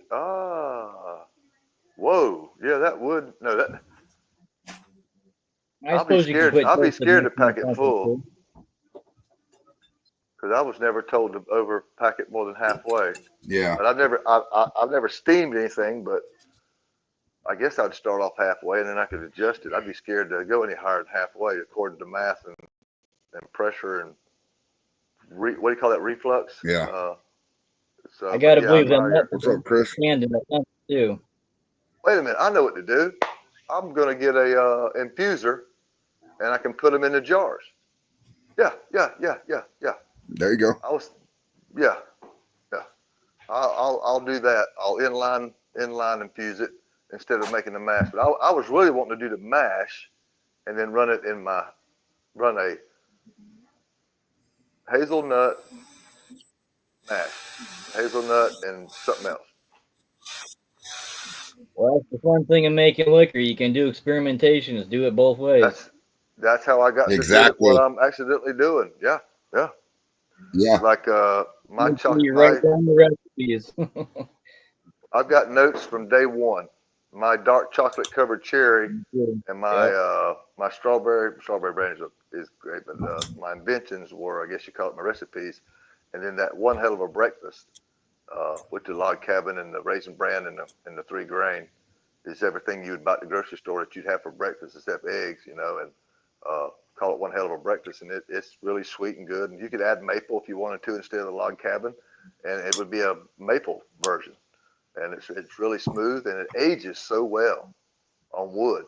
It's so simple, so cheap. It's not over expensive to make, and that's the whole thing about me. I've never been able to go and buy 3 grain, 6 grain, 6 row. I just use what was around me. Like a guy would in the woods trying to survive. But I wouldn't take it that far. I'm like, yeah, I'll get as much fruit as I could. This is my fruit. The strawberry was my first ever brandy. And I give all the credit to my hard work, of course, of straining it. But the what's that called? The yeast I used, Duramax LS from strawberry. Distillamax. That's specifically made for that fruit. And I'm telling you, when you do your researches, like this, that, and other, and they make for certain ones for certain strands, I'm a true believer now. But I'm a grain man. I'm a corn liquor grain man. But since I have so much fruit near me, I'd be stupid not to take advantage of what's around me. So I'm starting to get more educated on brandies, and it's really not hard. It's actually fun to do, and everybody that I give it to loves it. That's funny, John and son. All right, here's the answer, Randy. Richard Burr. Coming. I blend them down to a butter. Okay. 10 pounds of hazelnut in after roasting and cooking down. I blend them down into a butter. I got you. Fine. Yeah. I know what I'm gonna do now. Okay. I know what I'm gonna do now. Yeah, I got some good. Thank y'all. Tonight's been a very put a few ideas in my head, and usually it's the opposite. Roast the nuts, smoke the nuts, then crush them and infuse. Yep. I would infuse them. Yeah. I got a good Hell infuser yeah. for that. I'm gonna Grind up get the me nuts, one put here them in a shortly. infuse bag. Yeah, there you go. Which bird you can add or remove the amount depending on the flavor profile you want. Afraid once you get to Alabama, right? No, Kentucky. Kentucky. That's when I want you to make my double jar bypass system. But I want my jars made enough room with handles on them. That's the only thing I'm going to change other than what you're going to do, what you do. I just want mine to have the handles on them, which I got the jars for it. Yeah. Oh, I was going to ask you, since that's 3 gallons, is there any, I know everybody's using quart mason jars, okay? There's no sense in going bigger since mine's just a 10-gallon steel with a 3-gallon thump and condenser. But what if I got a pickle jar as my jars, that size? I would be able to hold more volume and not have to change. Does the size of the jars matter compared to your steel size? Well, the thing about a jar rig is the reason why you want them small is because you want to change it often. Okay. You want to keep that liquid fresh, that flavor fresh in that jar, and just let it run. Change out your jar, turn off your bypass, change out jar, put a new flavor in it. Yeah. While you were talking, I'm thinking, plus the longer you run it, the hotter that jar's going to get. It might bust a jar. Yeah. That might help condensate. I can see that now that I said that out loud. Yeah. Okay. Makes sense. What's a good ratio when doing vinegar cleaning? 50 to 50, 50-50, 50% water, 50% vinegar. Yep. I got to go buy some now myself. 5 gallons. Mine's a 10-gallon. I put 5 gallons of vinegar and top it off with well water, and I let mine sit for 2 or 3 hours, and mix it up good, let it sit. Sometimes I wait and then run it. Pour some in the thumper the same way. If you got a 3-gallon thumper, gallon and a half of water, gallon and a half in it, and I fill my worm up, close it off, and when I drain some out of my tank all the way up, I just fill up my thumper and let it sit while I'm cleaning the other one. Works good for me. Most popular is half-gallon mason jars. Yeah. I was just curious if there was a science behind that, and now I've kind of answered my question with listening, and so a quart's perfect for handling. Plus, you can change them out frequent, and the flavor goes so quick that if you went any larger, you could run into the risk of busting a jar because of heat, and you wouldn't get that much more flavor by running a bigger jar anyway, unless you had a 4-inch or 3-inch column running off of it, right? Yeah. Yeah, getting the stuff from the grocery stores, I can't do that around here. We use Packer cans around here, and you can't get access to them. Other states might not do the Packer cans. Packer cans. I don't know what that is. It's a self-contained trash can. You can't get into it unless you're from inside the store. Unless you know somebody at the store, and then you can get ahead of it. I got you. You only get a window when it goes in, and it self-packs itself. I'm with you, brother. I used to drive roll-off trash trucks. It's a whole different ball game here. Yeah. I got a neighbor who owns a trash business. He's got his own trucks and the overhead dumpers and the side dumpers and all that. Oh, yeah? Yeah, Mr. Randy. His name's Randy, too. He's a good dude. Good dude. I don't know. With a name like that, sounds pretty sketchy. Yeah, he is. I tell you, every Randy I met, you don't want to cross. I'll put it to you that way. He'll give you the shirt off your back, but if you cross him, woo, fear his wrath. Good people. And they live not down the road, so we have what we call a family dumpster. We all chip in each year and pay for it, and everybody, 5 families use it, or 1, 2, 3, 4 families use it. It helps out. They come twice a week to pick it up. That's enough trash talk. Ha ha ha. Is it shot time, or is there any questions about alcohol making? Anybody from Laudier, Stark, or Bradford tune in tonight? I invited like 3 people, 4 people from Stark. Any of them chip in tonight? No, not that I've seen yet. Clinton, Steve, I'm gonna have to call Steve back, but I'm in a gun shop. I won't be able to do that too many times. But then again, this late, I did send him a link trying to get him to come on, and that was good that Mr. Dave Fleming had enough time to come on tonight, and he's been somebody that's influenced me, and he gave me a grain sheet, y'all. That's how I learned a lot of this. Was he gave me a grain sheet, and I made copies until I ran out, and I was too embarrassed to go back and ask for more until I had a decent product to use an excuse to stop in. And when I really didn't need an excuse, they were really good people from the begin with. I was just going through some things, and I was unsure, and they really are down to earth, good people. And I was just trying to learn as much as I can. And I'm blessed that he gets to let me be a steel hand when this next run's going. And I don't know if you'll be working, Frade. But if you're working, I'm gonna let you know. If you're not, we can go not live, but you can see what's going on. Roy Warner's asking what I'm working on. I'll show you here in just a second, guys. Give me 1 second. He's making a copper dildo. Let me drill this hole real quick. He's always wanting me to hydro dip something to do with a penis. I bet he's building a damn copper penis. Oh, gosh. Y'all don't know the inside joke on that, but I do. Now that on the hood of your test. What's up? What's up, dudes? Big Danny? So, you guys ready for this? Dun dun dun dun.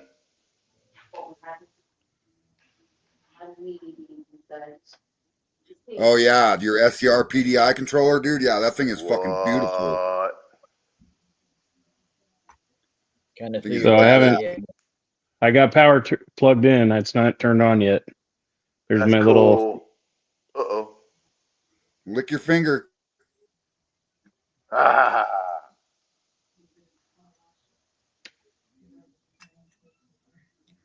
So far, so good. Thing's fucking cool, dude. Okay. And then, all right, Roy, are you ready? Hang on a minute, Frey. Yeah. If you don't mind. You don't mind. So we got voltage.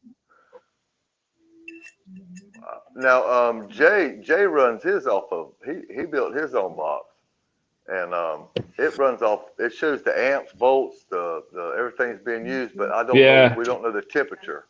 I might do that later. Are you, a little mini condenser. how are you able to know? I see. So I know that the voltage, and then I have temperature and stuff in there. So I got 25 amps going in it now. And what kind of element? Heating element? Big old 5,500 watt heating element. Sir, yes, sir. Good job. I don't know if you can see the waves in the water. Yeah, oh yeah. Yep. Yeah, she cooking.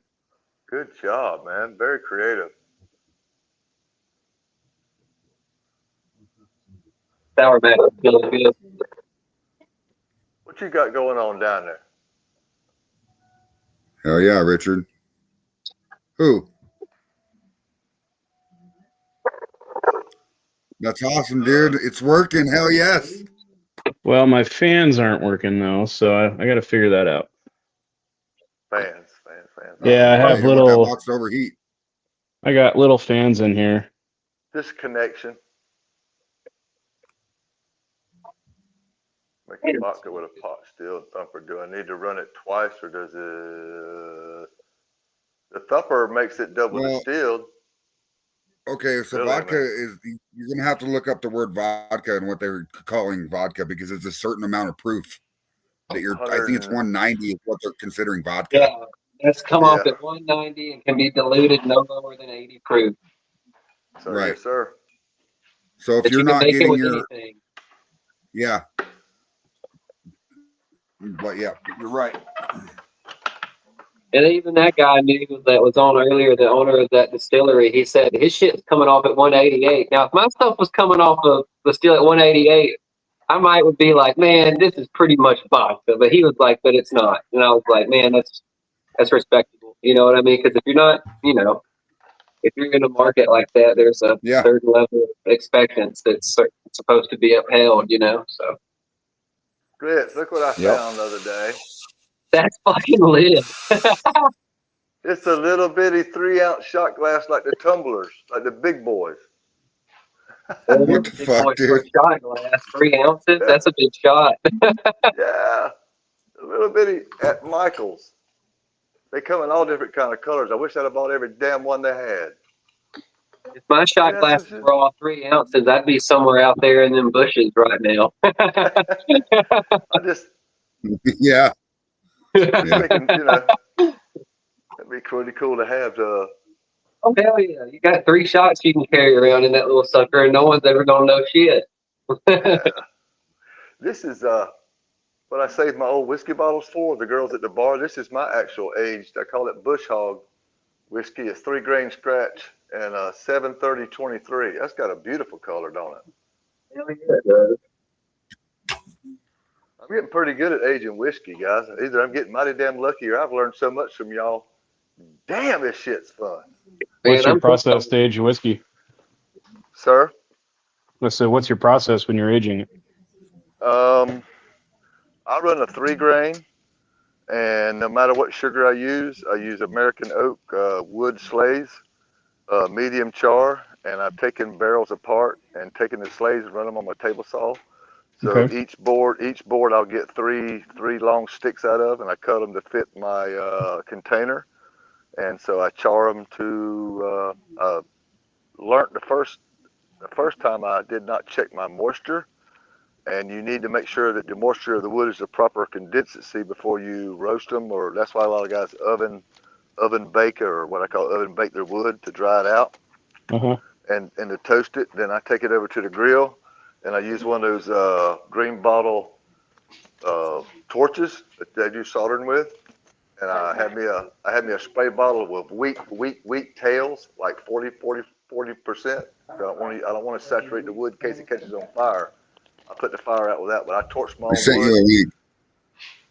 And then I put them in these, and I paint it black. And I put my wood in there, and I set it outside in the heat, and then I hang it and let it represent being in the wood, being on the boat. And then as hot as you can get it, and as cold as you can get it. Wherever you got to store it, put it in your attic, take it down to the neighbor's pool. I didn't even put trash in my truck, put it in my truck and drove it around with trash in my truck, covered up, just so it would be like it was on a boat, Okay. Nobody ever knew it was back there. Went from the barn to the creek, hot to cold. I poured some out earlier today. It looks real dark now, but the sediment by tomorrow will be real pretty color. And nobody likes the log cabin sweetness, but when you put it on that wood, it's just magic. I can't explain it. And I like it in a Coke. My buddies are like, dude, you can have it straight. You can have it mixed in a blender with some other stuff. And it just goes well. I just got lucky, so I'm gonna keep doing it. Okay, right on. As my favorite part. I wouldn't call it a signature, but everybody's known for something. And if I can age enough of that up, like Mark and Digger said, for my retirement years. But but I get. I'm not bragging, but my donations, people lately has been giving me 40 a quart. I mean, on anything I make, people's been giving me 40 a quart. So that's good money per gallon. So I must be doing something right. Most of the times I give it away, but they give me something. They usually give me $40, and that's very appreciative. And it goes back. And I distill my mom's own water for her breathing machine. So once a week I clean my still. Then I steam clean it, run a rinse through it, and I distill her 3 of those water bottles of distilled water. And the nurses that come here have tested it because I wanted them to. and they said it's actually just as good, if not better, cleaner water than what's in the distilled water that you get at the store. Oh, right on. So I'm pretty fortunate to have that for her. She's on oxygen all the time. Damn, this water is heating up fast. Good. Yeah, I still keep Liz, filling water for batteries, filling up the old lead acid batteries. I'm at, well, There you go. right now in my heart. And I've got all of this at 150 in parts so far. nice. The only soldering I've been doing is like connections on stereo, little soldering iron and solder making connections. Not lately, but when I do my boxes, my ammo boxes, that's what I have to do. I've learned not to go with Yeah, no. them little quick connectors. People get in there and start moving, slamming batteries around, and then I have to fix it. You may not believe me, but I can show you how to make an aged whiskey that you would drink, and you would think it had been aged for 5 to 10 years, but it's only been aged 1 week. Yeah. Yes, Danny Ford, please. I would love to talk to you about that. Yeah. Matter of fact, there's room down here in the right corner, and there's room down here in the left corner. Come on and share it, sir, if you don't mind. If you got Speaking time. of that, I sent you a link, Chris Palin. I mean, I'm thinking of James Aubrey already. Mark Morgan. Yeah. I need to move closer to you. For real, Yeah, Mark. that SCR 40 the SSR 40 gets hot, running at full bore.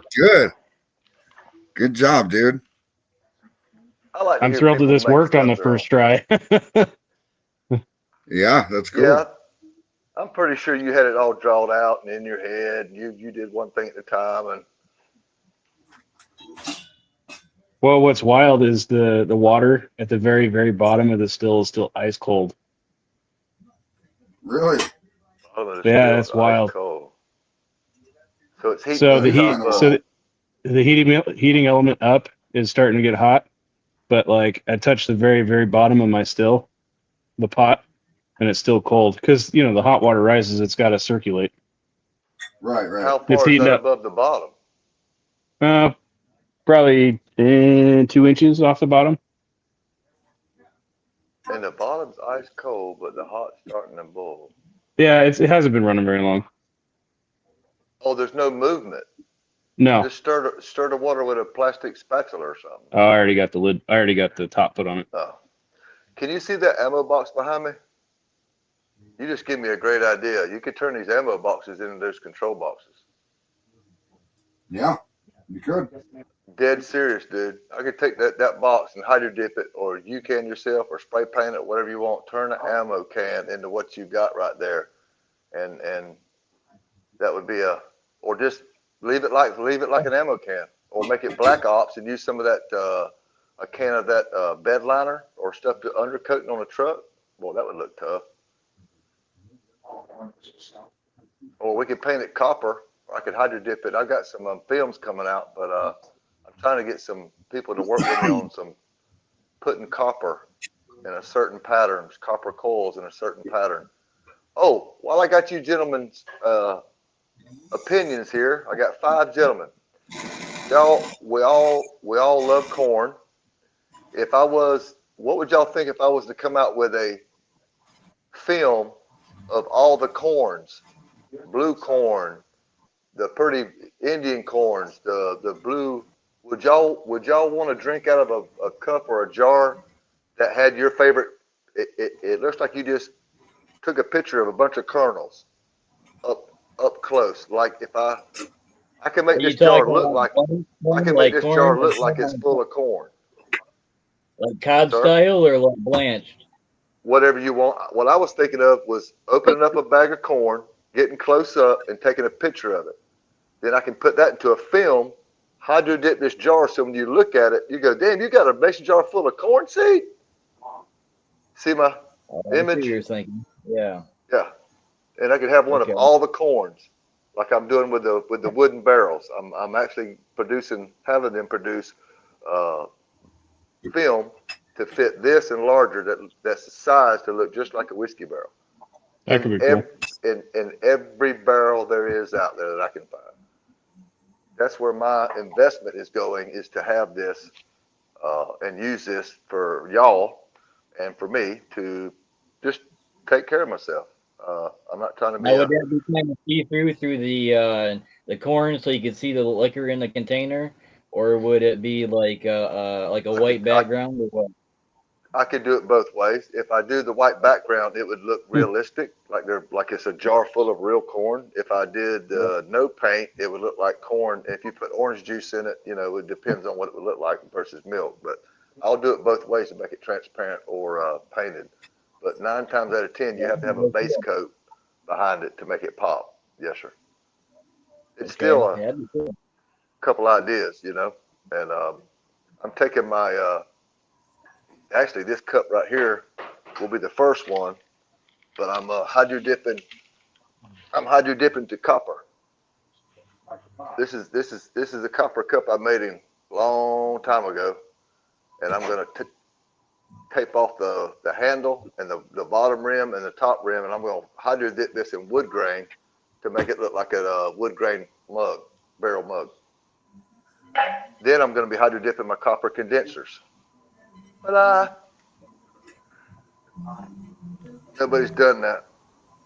And I'm getting with Southern. I'm gonna give a shout out to Southern Missouri Hydrographics. If you guys anywhere close to Missouri, Southern Missouri, South Missouri, look up South Missouri Hydrographics. The guy is phenomenal. From one hydrographic to another, he's got his own film, and it is out of this world. The man can put your picture on a film, on a mug for like $40. Can't beat that. Can't beat it. What is that going on? Ray. What? Ray. What? Mute yourself. Give me a guys, I'm second. pulling my earplugs out. Give me the thumbs up when it's over. That's hurting my ears.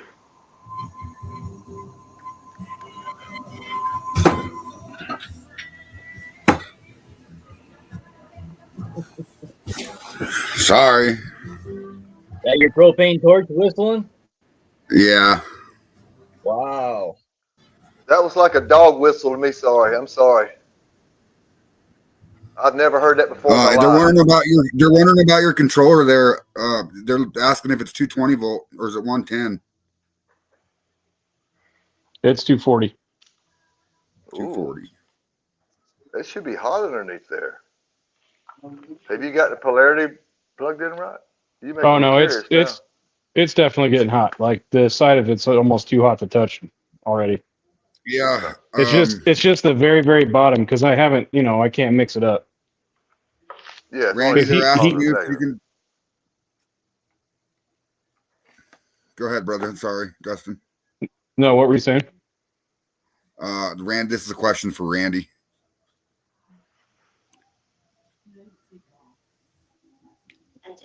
Yes. I'll let you know soon. I'll let you know soon, Jason. I got one ahead of you. Let me make sure I can do that one before I say yes. But yes, it can happen. Yes. Yes, sir, it would. I'm working on that right now. I'm waiting on it to get to get to me, and it's gonna be cool. Yeah, I think I have my DC transformer hooked up wrong because my fans aren't running. Uh-oh. Have you got your Have you got your fans in line ahead of your sorry. Is your fuse after your fans or before your fans? They are hooked up before the heating element, so they're hooked In up line. to, yeah. Okay, They're on the line side, not the load side. your load side goes to your heating element, and So you got your fan should be on a separate, because they're not 240. Yeah, I know, but you can. So I only have it hooked up to one line of the. If you'll take them lines loose and just run a different black and red line from the fans, powering them parallel, fan to fan, and then positive negative off to a different battery source or different it'll work instantly. Yeah, so the transformer, I have it. So, like I said, I have a DC transformer, right? So the transformer basically takes converts or gets a neutral from the ground wire, and then Okay. I'm getting the hot from one of. I have two 120 volt leads coming in. That's giving me my torque at 240 volt, right? So I'm getting 120 volts from one of the legs, and then the ground, Yes. which is going to provide the neutral, right? So the other side, I think I just have my positive negative switched. I was just yeah, try that. That's even easier. Yeah, your polarity. Yeah. Well, I ain't thought about So, this stuff in a long time. damn, this thing heating up freaking crazy fast. I don't have a 240. So you're running an AC or a DC fan? The fans that are running inside are DC. DC. You got an AC transformer, so you got a rectifier going somewhere. Well, I have I have a DC transformer. So I have I'm taking an AC and into a DC transformer, turning it into DC, giving me that direct current.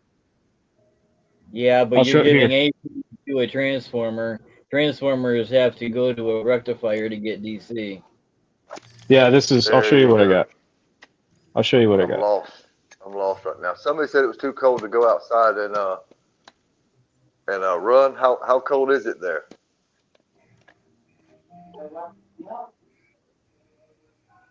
So this is what I have.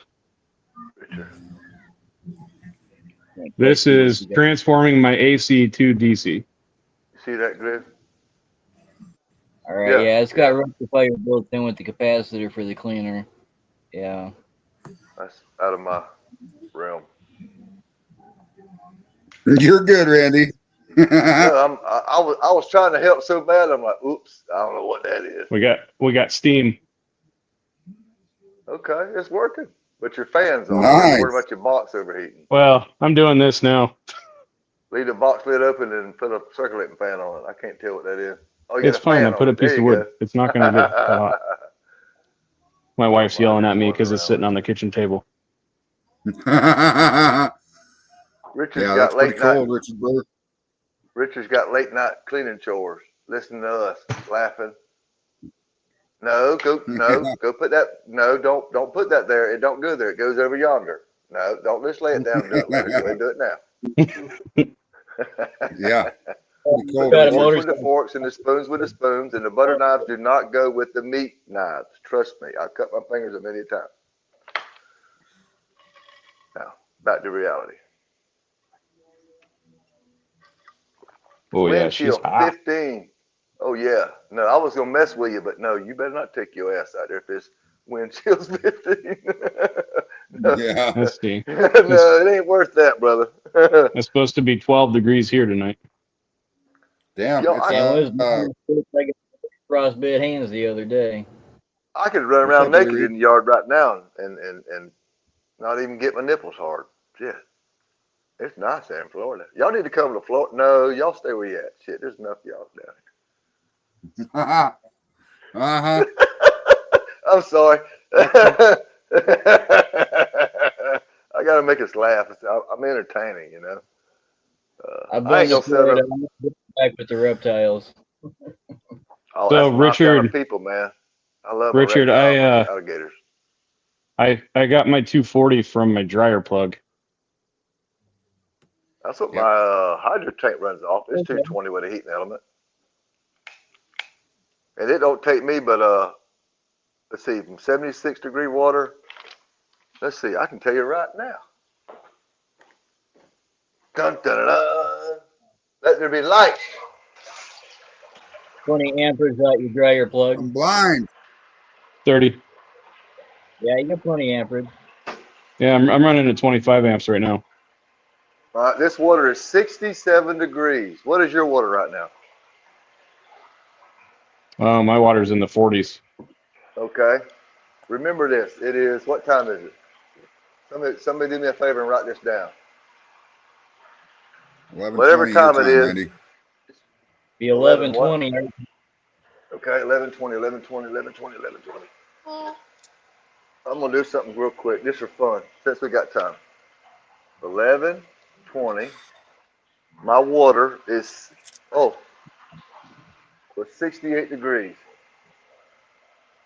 And I turned on my 240 heating element, and that is, let me go double check this because Fred and I did the math on it, and I got two numbers back there, and I still ain't sure which one it is. Oh, yeah, mine's already boiling. Like hard boiling. Nice. Nice, dude. I can't even touch the side of the freaking pot anymore. 48 square feet. That's 48 square feet of water. I still haven't done the math on, let's just call it 463 gallons.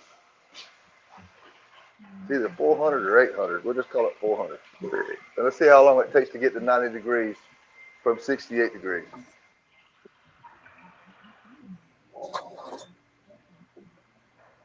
I'm just curious.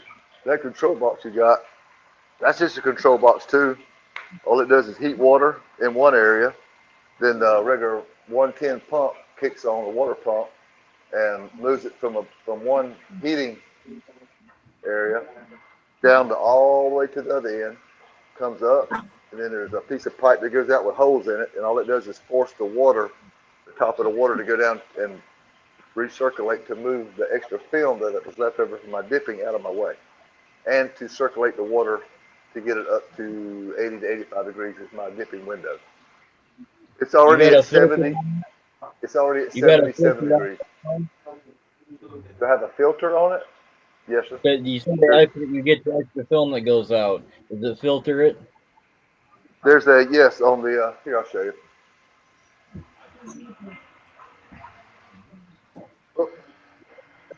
Oh, sorry.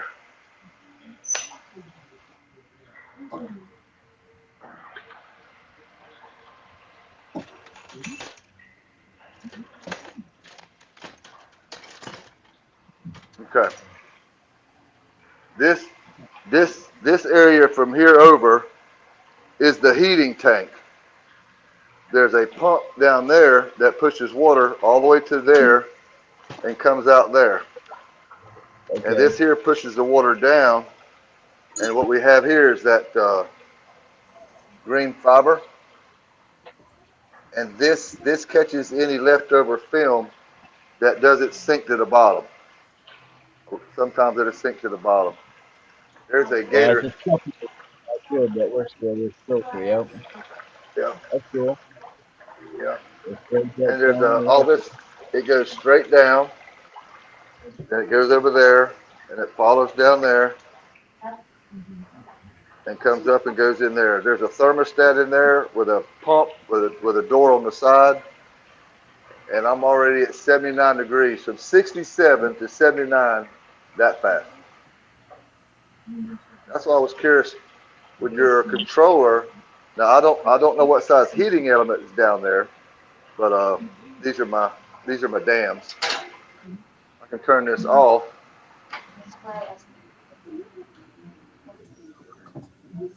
Once I turn it off, the water settles.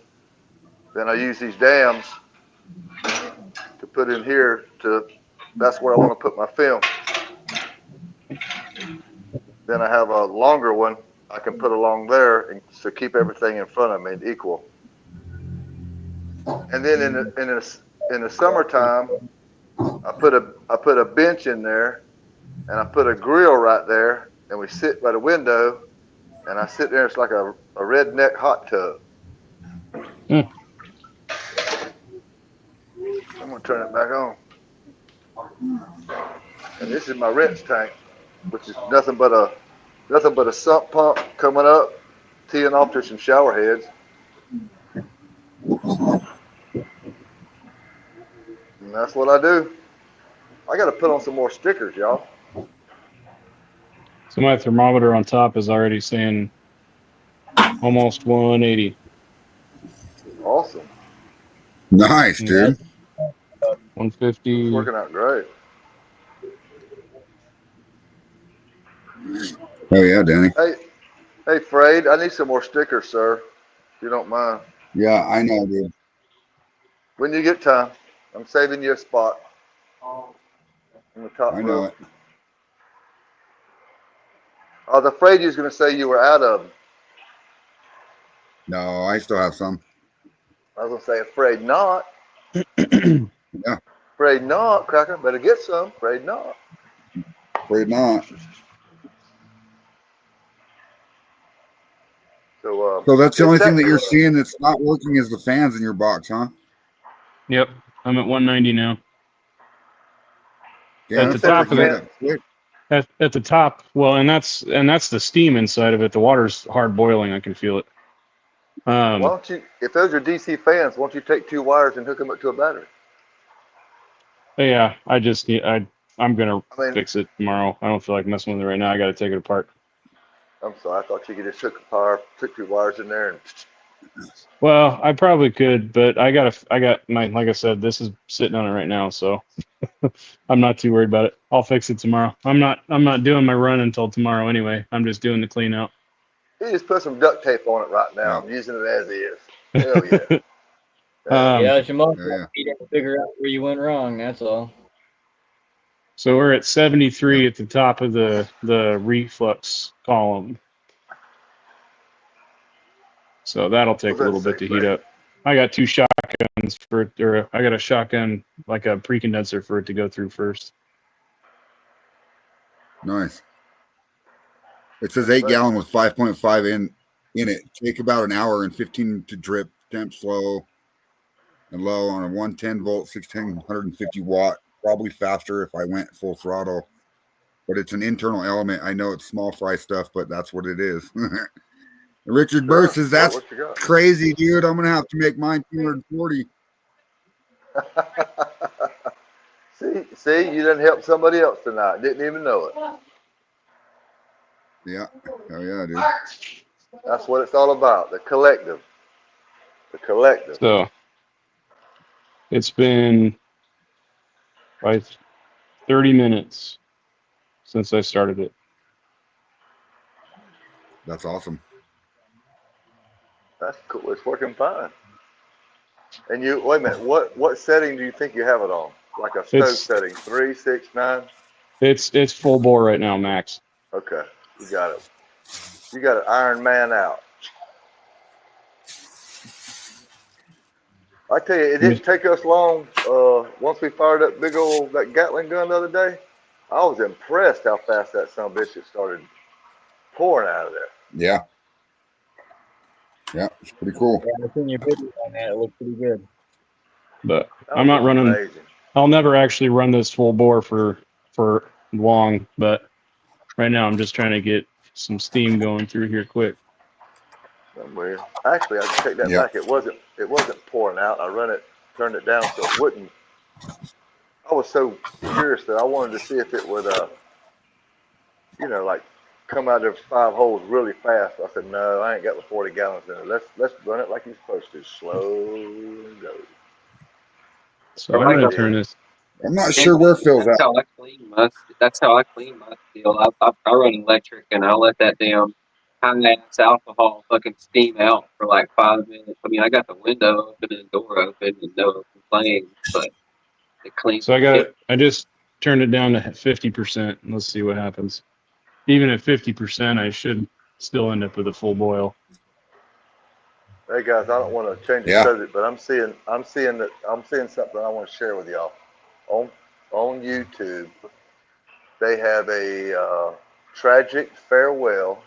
Moonshine star Kenny Law passes away at age 68, and it's a 3-minute and 15-second video. I saw it today. They did a damn good job of getting some really cool video for 3 minutes and 15 seconds as a tribute to Mr. Kenny Law. I want every one of y'all, when you get time, to go look at that at least and give it a thumbs up, please. Yeah, definitely. And Chris Palin, do you have an Android or an iPhone, brother? What kind of phone do you got?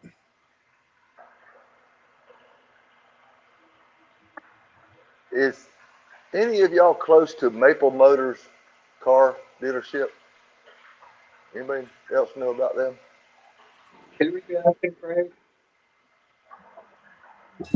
Chris Palin's trying to come on here to show with us, and he can't get in. It says it's trying to make him create another account. So I was trying to ask him what kind of phone he has.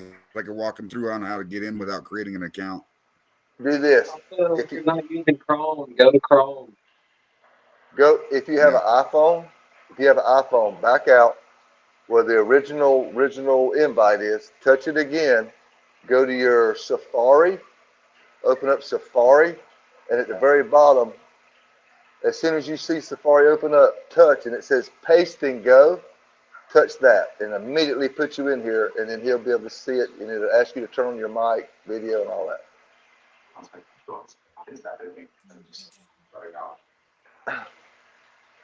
Does anybody else know about the classic car Maple Motors? They're in Tennessee, I'm trying to see where they're at. Called MapleMotors.com. You can find some badass cars for less than 30 grand. I'm looking for a hot rod moonshiner truck when I get rich. The Valley here in Boise actually has a lot of cars for pretty low price. You should check. Okay. Boise. There's a lot of old cars here. Yes, sir. Like here's a 1970 Chevrolet Nova for 19.9. No, 27.9. My bad. But anyway, my neighbor across the street's got a 1969.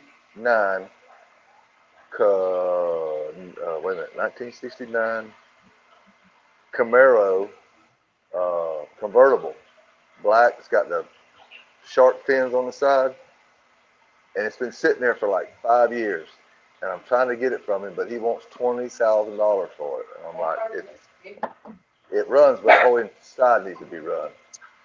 I know it's worth that, and I'm probably passing up a good deal, but I got to put money in this business more than I do a car. But I want to fix that car up and hydro dip it, make it look badass for Hydro Man. But common sense tells me just, nah, I ain't fix up my own truck. But I'm trying to find us on here, and I can't. Let me see if I can find us. Oh, Fred, can you, I had an idea today. I think I don't know if I posted it correctly, but I wrote down that link or copied the link and put it on my post. So it's the Afraid Not YouTube link. Yeah. I don't know if I did that correctly. Forgive me if I didn't, but that way people could go there. I'm trying to find it here and I don't see it. But that don't mean. Yeah, I don't know how to make it show it. Well, I'm thinking maybe advertise maybe advertise that word, that link more often, or put it up somewhere where we can go ahead and, when you're not on, we can go ahead and go to it and then click it and save it in our search so we can go back to it quicker. Does that make sense? Yeah. He's on his Chromebook. So I'm on my laptop. I don't know. When I click on StreamYard on my laptop, it takes me right in. So I'm not sure. And I don't have another account. Yeah, that's weird. I don't know. I would just create the account. Just put in an email address and, try to remember your password. I mean, if all else fails, just make a new account real fast. Here, I just posted it here, Chris. I don't know. I don't know who all was there. I can't remember for the supplier of corn that I found, but I have called the guy that owns the store out here this morning because they're not open on the weekend, so I was only first able to get in contact with him. All he has from MBF Grains is a real place, so he has their yellow corn right now. It's distiller's grade yellow corn, not feed grade, but he does sell it as feed. And so I've asked him what I can get landed 50-pound bags of the other strains that they have. He hasn't gotten back with me yet, but I will let you guys know how it turns out. Oh yeah, definitely, dude. Oh, I It's pretty saw. fucking cheap. pretty fucking That cheap sounds on the online. But I'm waiting to see if if I order it online, it's going to be like $20 more expensive per bag for shipping, which is not terrible. But if I could go drive an hour to him and get it for the listing price without paying shipping, I'd be ecstatic about that. Are you online now? I saw an advertisement yesterday or day before on Tiger Shine. Say it for me, Fred. My brain's having Tiger a fart. Shine Copper? Yeah. Yes. He's got a kit on sale right now that is a great deal. I'm like, what? Randy, call me tomorrow because for the same price of that, I can get you X amount of pounds. I don't need it. I thought it was such a good deal for those. Okay, if you know, I'm just having a memory of going through what I saw. When I saw him advertising that with the corn, I'm like, that's very affordable. Yeah, it's not a bad smash kit for 100% because all the other ones are like $50 and $70. Unless you're going to Cyrus. Cyrus has got some for like 44, and it's go on sale from time to time. But Yes. Let's see here. Yeah, Richard H. Henderson, I think he's in Oklahoma too. Richard, dude, you better. It's in. Let me look up the grain store again. Lindsay, Oklahoma, but the store called Lindsay Ag Pro or something like that. Look it up. All right, I've got we're 40 minutes in, and I got steam coming out. Yeah, Nice. Something's Dude. working. Something's working. Oh, yes. Lindsay Ag Supply. My water's 80 degrees. Hey, I went back and listened to some of Appalachian Don's music from like years ago and then the recent and that Everybody's Fighting is the one where his grandbaby is in that old Chevrolet truck or Ford truck he's front of with the monument. Yep. And he's only like 4 hours away from me up there. It's really not that far away from me. And his new one's that Swamp Thing. I played it 3 times a day while I was doing what I was doing, and he's really come a long way. Oh yeah, dude. Yeah. I knew who he was a long time ago and enjoyed it. And as far as he lost a lot of weight. I didn't even recognize him. He lost a lot of weight. Yeah. And I listened to John Anderson and Jeff today. I listened to Moonshine. I can't say that word. Lamont. I like that. I got all them on my save list. And that guy Joe, he sent me some music today. Is it Joe Rutledge? Have y'all heard the music he's putting out? And Troy Glitch. Do you know the band called Troy? I think it's a modern. It's a modern band, Troy. Anybody? I do know that this glass is about full. Oh, that's right. I forgot you were running right now. I'm running the piss out of this 3-gallon.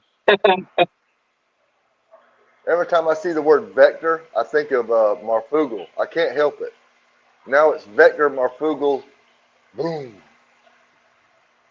I think I'm gonna name him Vector. That shit called flame, dude. I'm over here religiously checking these connections all the time. What does that say? Read that to me, Fred, if you can. Because I made corn liquor one time. Excuse me, I got teacups one time in my life. I said I'd never make it again. I don't like corn liquor from moonshiners. Makes that climax moonshine. I went to the liquor store and bought it one time, and it said I'd never buy it again. And I'm sorry if anybody has any hard feelings about it. No, you can have your own opinion about liquor, dude. I've tried the climax. It's all right. It's not the best, but it's all right. Richard's not from. It didn't bring me to climax. Yeah. It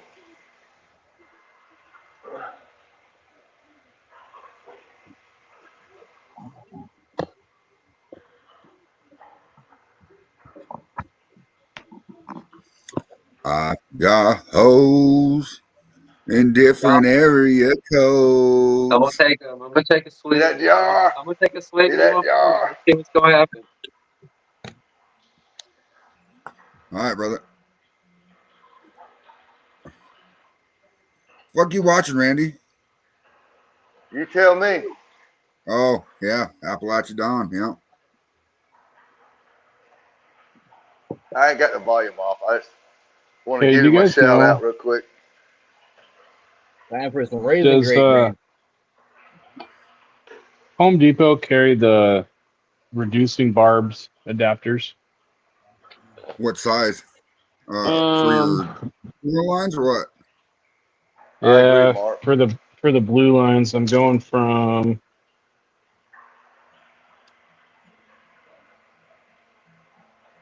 Ding, ding, ding. 3/8 to 5/16.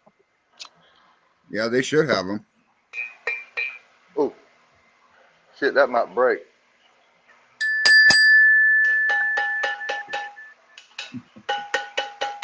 Copper. Oh, that's what we need, copper. Nobody else is using copper. Somebody come up with a copper bell. Fred, make a copper bell. I was actually going to make one of those the other night. Two brain farts away from an idea. We both just passed gas at the same time to come up with something. Shit me. Yeah. Look at the size of that boy's arms. He's got bigger arms than I do. Hey, Jay, let me tell y'all something about Jay. That boy's built like a goddamn tank. That boy is, oh my God. And he thinks he's small now. Shit. I mean, I'm lean, but that boy there, he's got girth on him. Yeah. That boy's thick. I wouldn't want him to punch me in my mouth, and I've had a many punches. Yeah, he's a big boy. He's as cool as the other flip side of the pillar, I'll tell you that.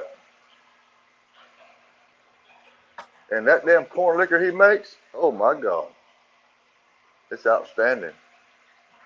I wish y'all could taste it. Y'all up there in the hills and in the flatlands of Wyoming, where the only damn trees I saw was in the damn distance, and they planted one every 38 feet on the highway. Yeah.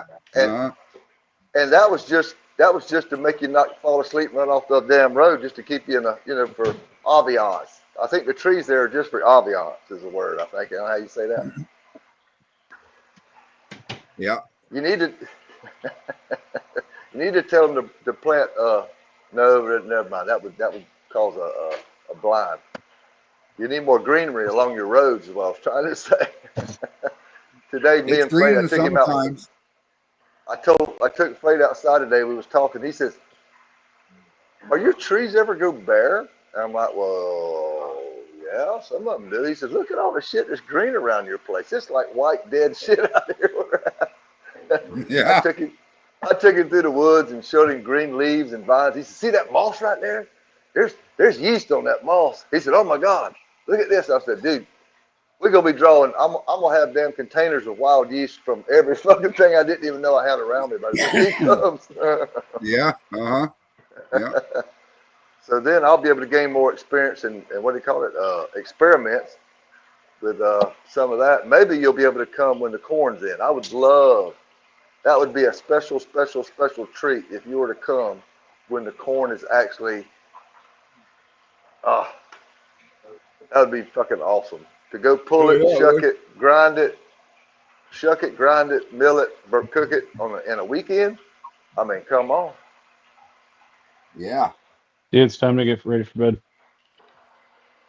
Yeah. We got about 15 minutes on here, and I'm going to shut it down, guys. So. Anybody got any? Oh, you know what we was going to try to do? What was that, Glitch? No, I was just saying. I was just agreeing with Ray. Go ahead. I would like one night a week, or maybe 10 minutes, for us to start thinking about macerating. We all run stills, we all do grains, but we all do post flavor. But you know, some people, and like myself, I do quite a bit of macerating to get flavor from fruit. And I was curious to however many people have done that and just macerate, say, strawberries, right? Or I just did some blueberries. I just took 2 bags of blueberries, blended them, uh, put them in a big pickle jar. Then I 50 it with some 110 proof. Set it in the windowsill for a couple of weeks. Drain the fluid off. I didn't want to add simple syrup to it. I thought it was great just the way it is. So I made 2 batches, one with some sugar water and one without.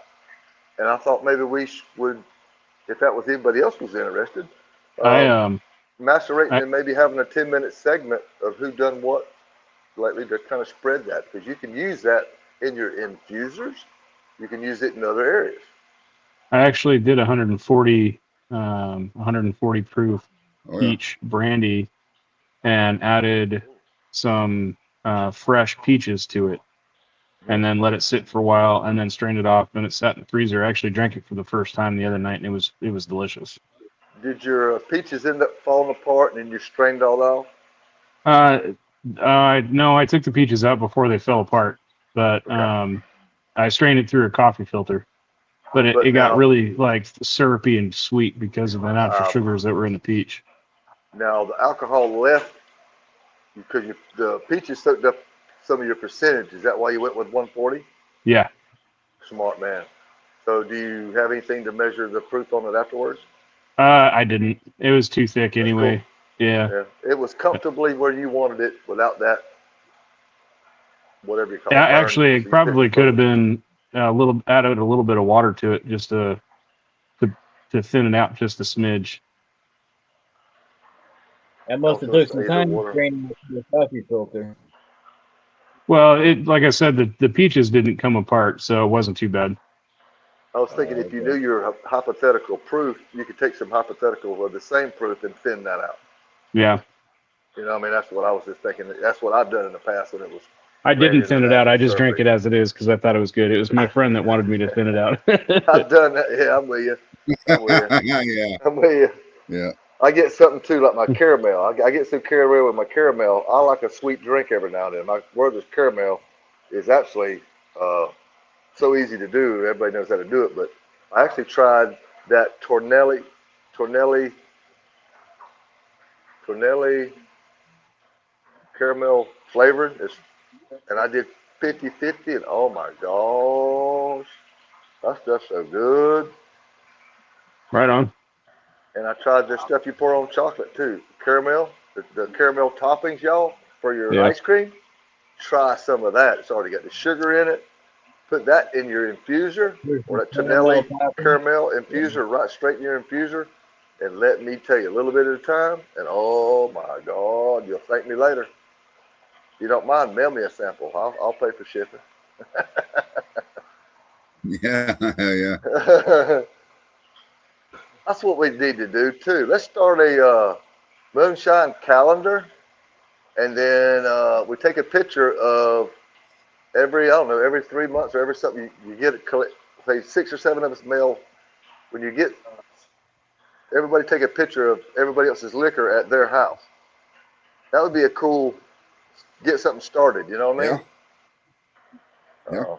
Yeah. Mark, I agree that brandy is better at a lower proof. Yeah. Me too. My strawberry, I can't believe y'all.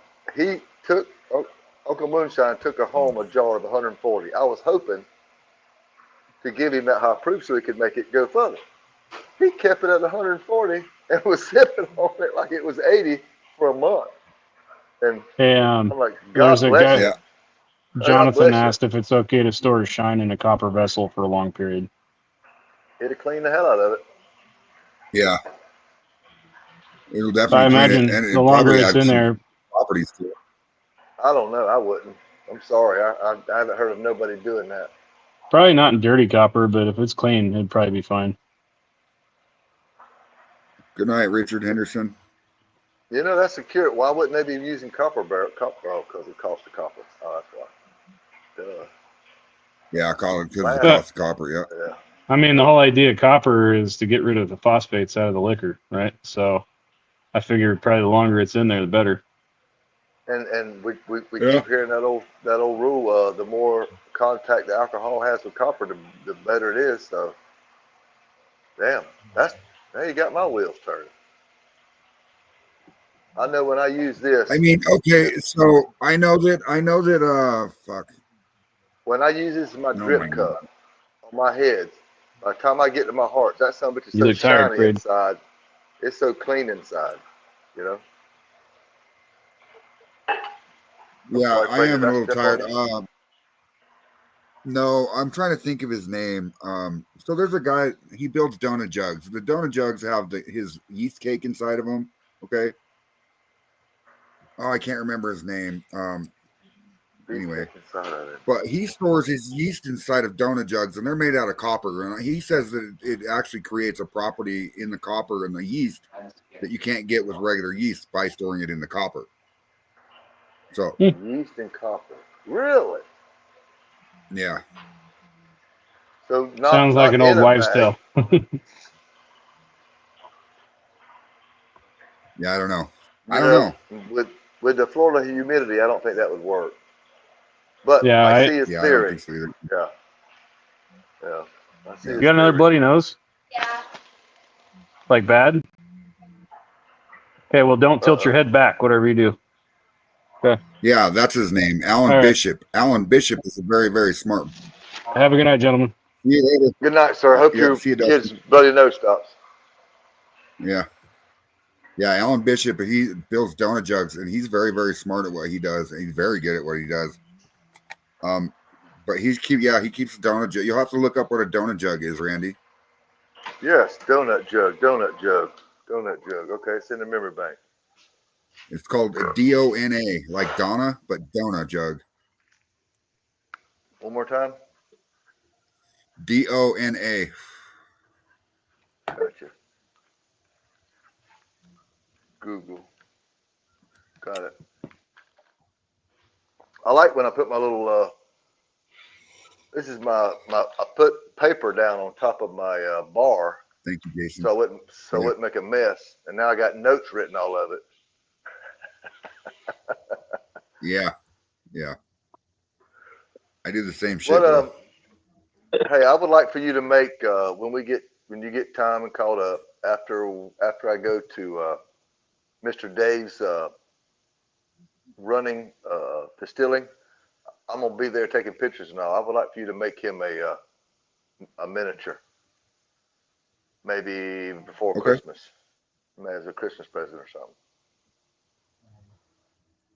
Okay. And maybe, yeah, I want you to go ahead and do his fermenting vessels too. Have you ever done one of those fermenting vessels that come down to it's more or less a pot and just invert it? Yeah, it's all just about the way you shape the. Okay, so you watched me make the cape the other night for these little stills, right? Yeah, you just do it sharper. Yeah. Make it more of a So instead of it being a small C like this, you're gonna want to cut it like up here, right? Make it steeper. So then when you twist it, yeah, it'll be more of a funnel shape. Yes. Yeah. He would really I'll take care of that. Guys, we're going to Maggie Valley this year. Yes, sir. We're going to Maggie Valley this year. Yes, sir. I am like Liz, Curtis Pendergraft wants to know where you're at on this run. I am finishing up parts right now. It's about, I think it's in tails now, so I don't think I'm putting any more into this jar. But that's all. That's 140 off the bever. I mean, shit, this is going to turn into like 1.3, maybe 4 liters after I temper it down to 100. Oh yeah. Danny said he wants to meet you, Randy. Sure, Mr. Danny. Another guy. Talking about trucks and would blow your mind.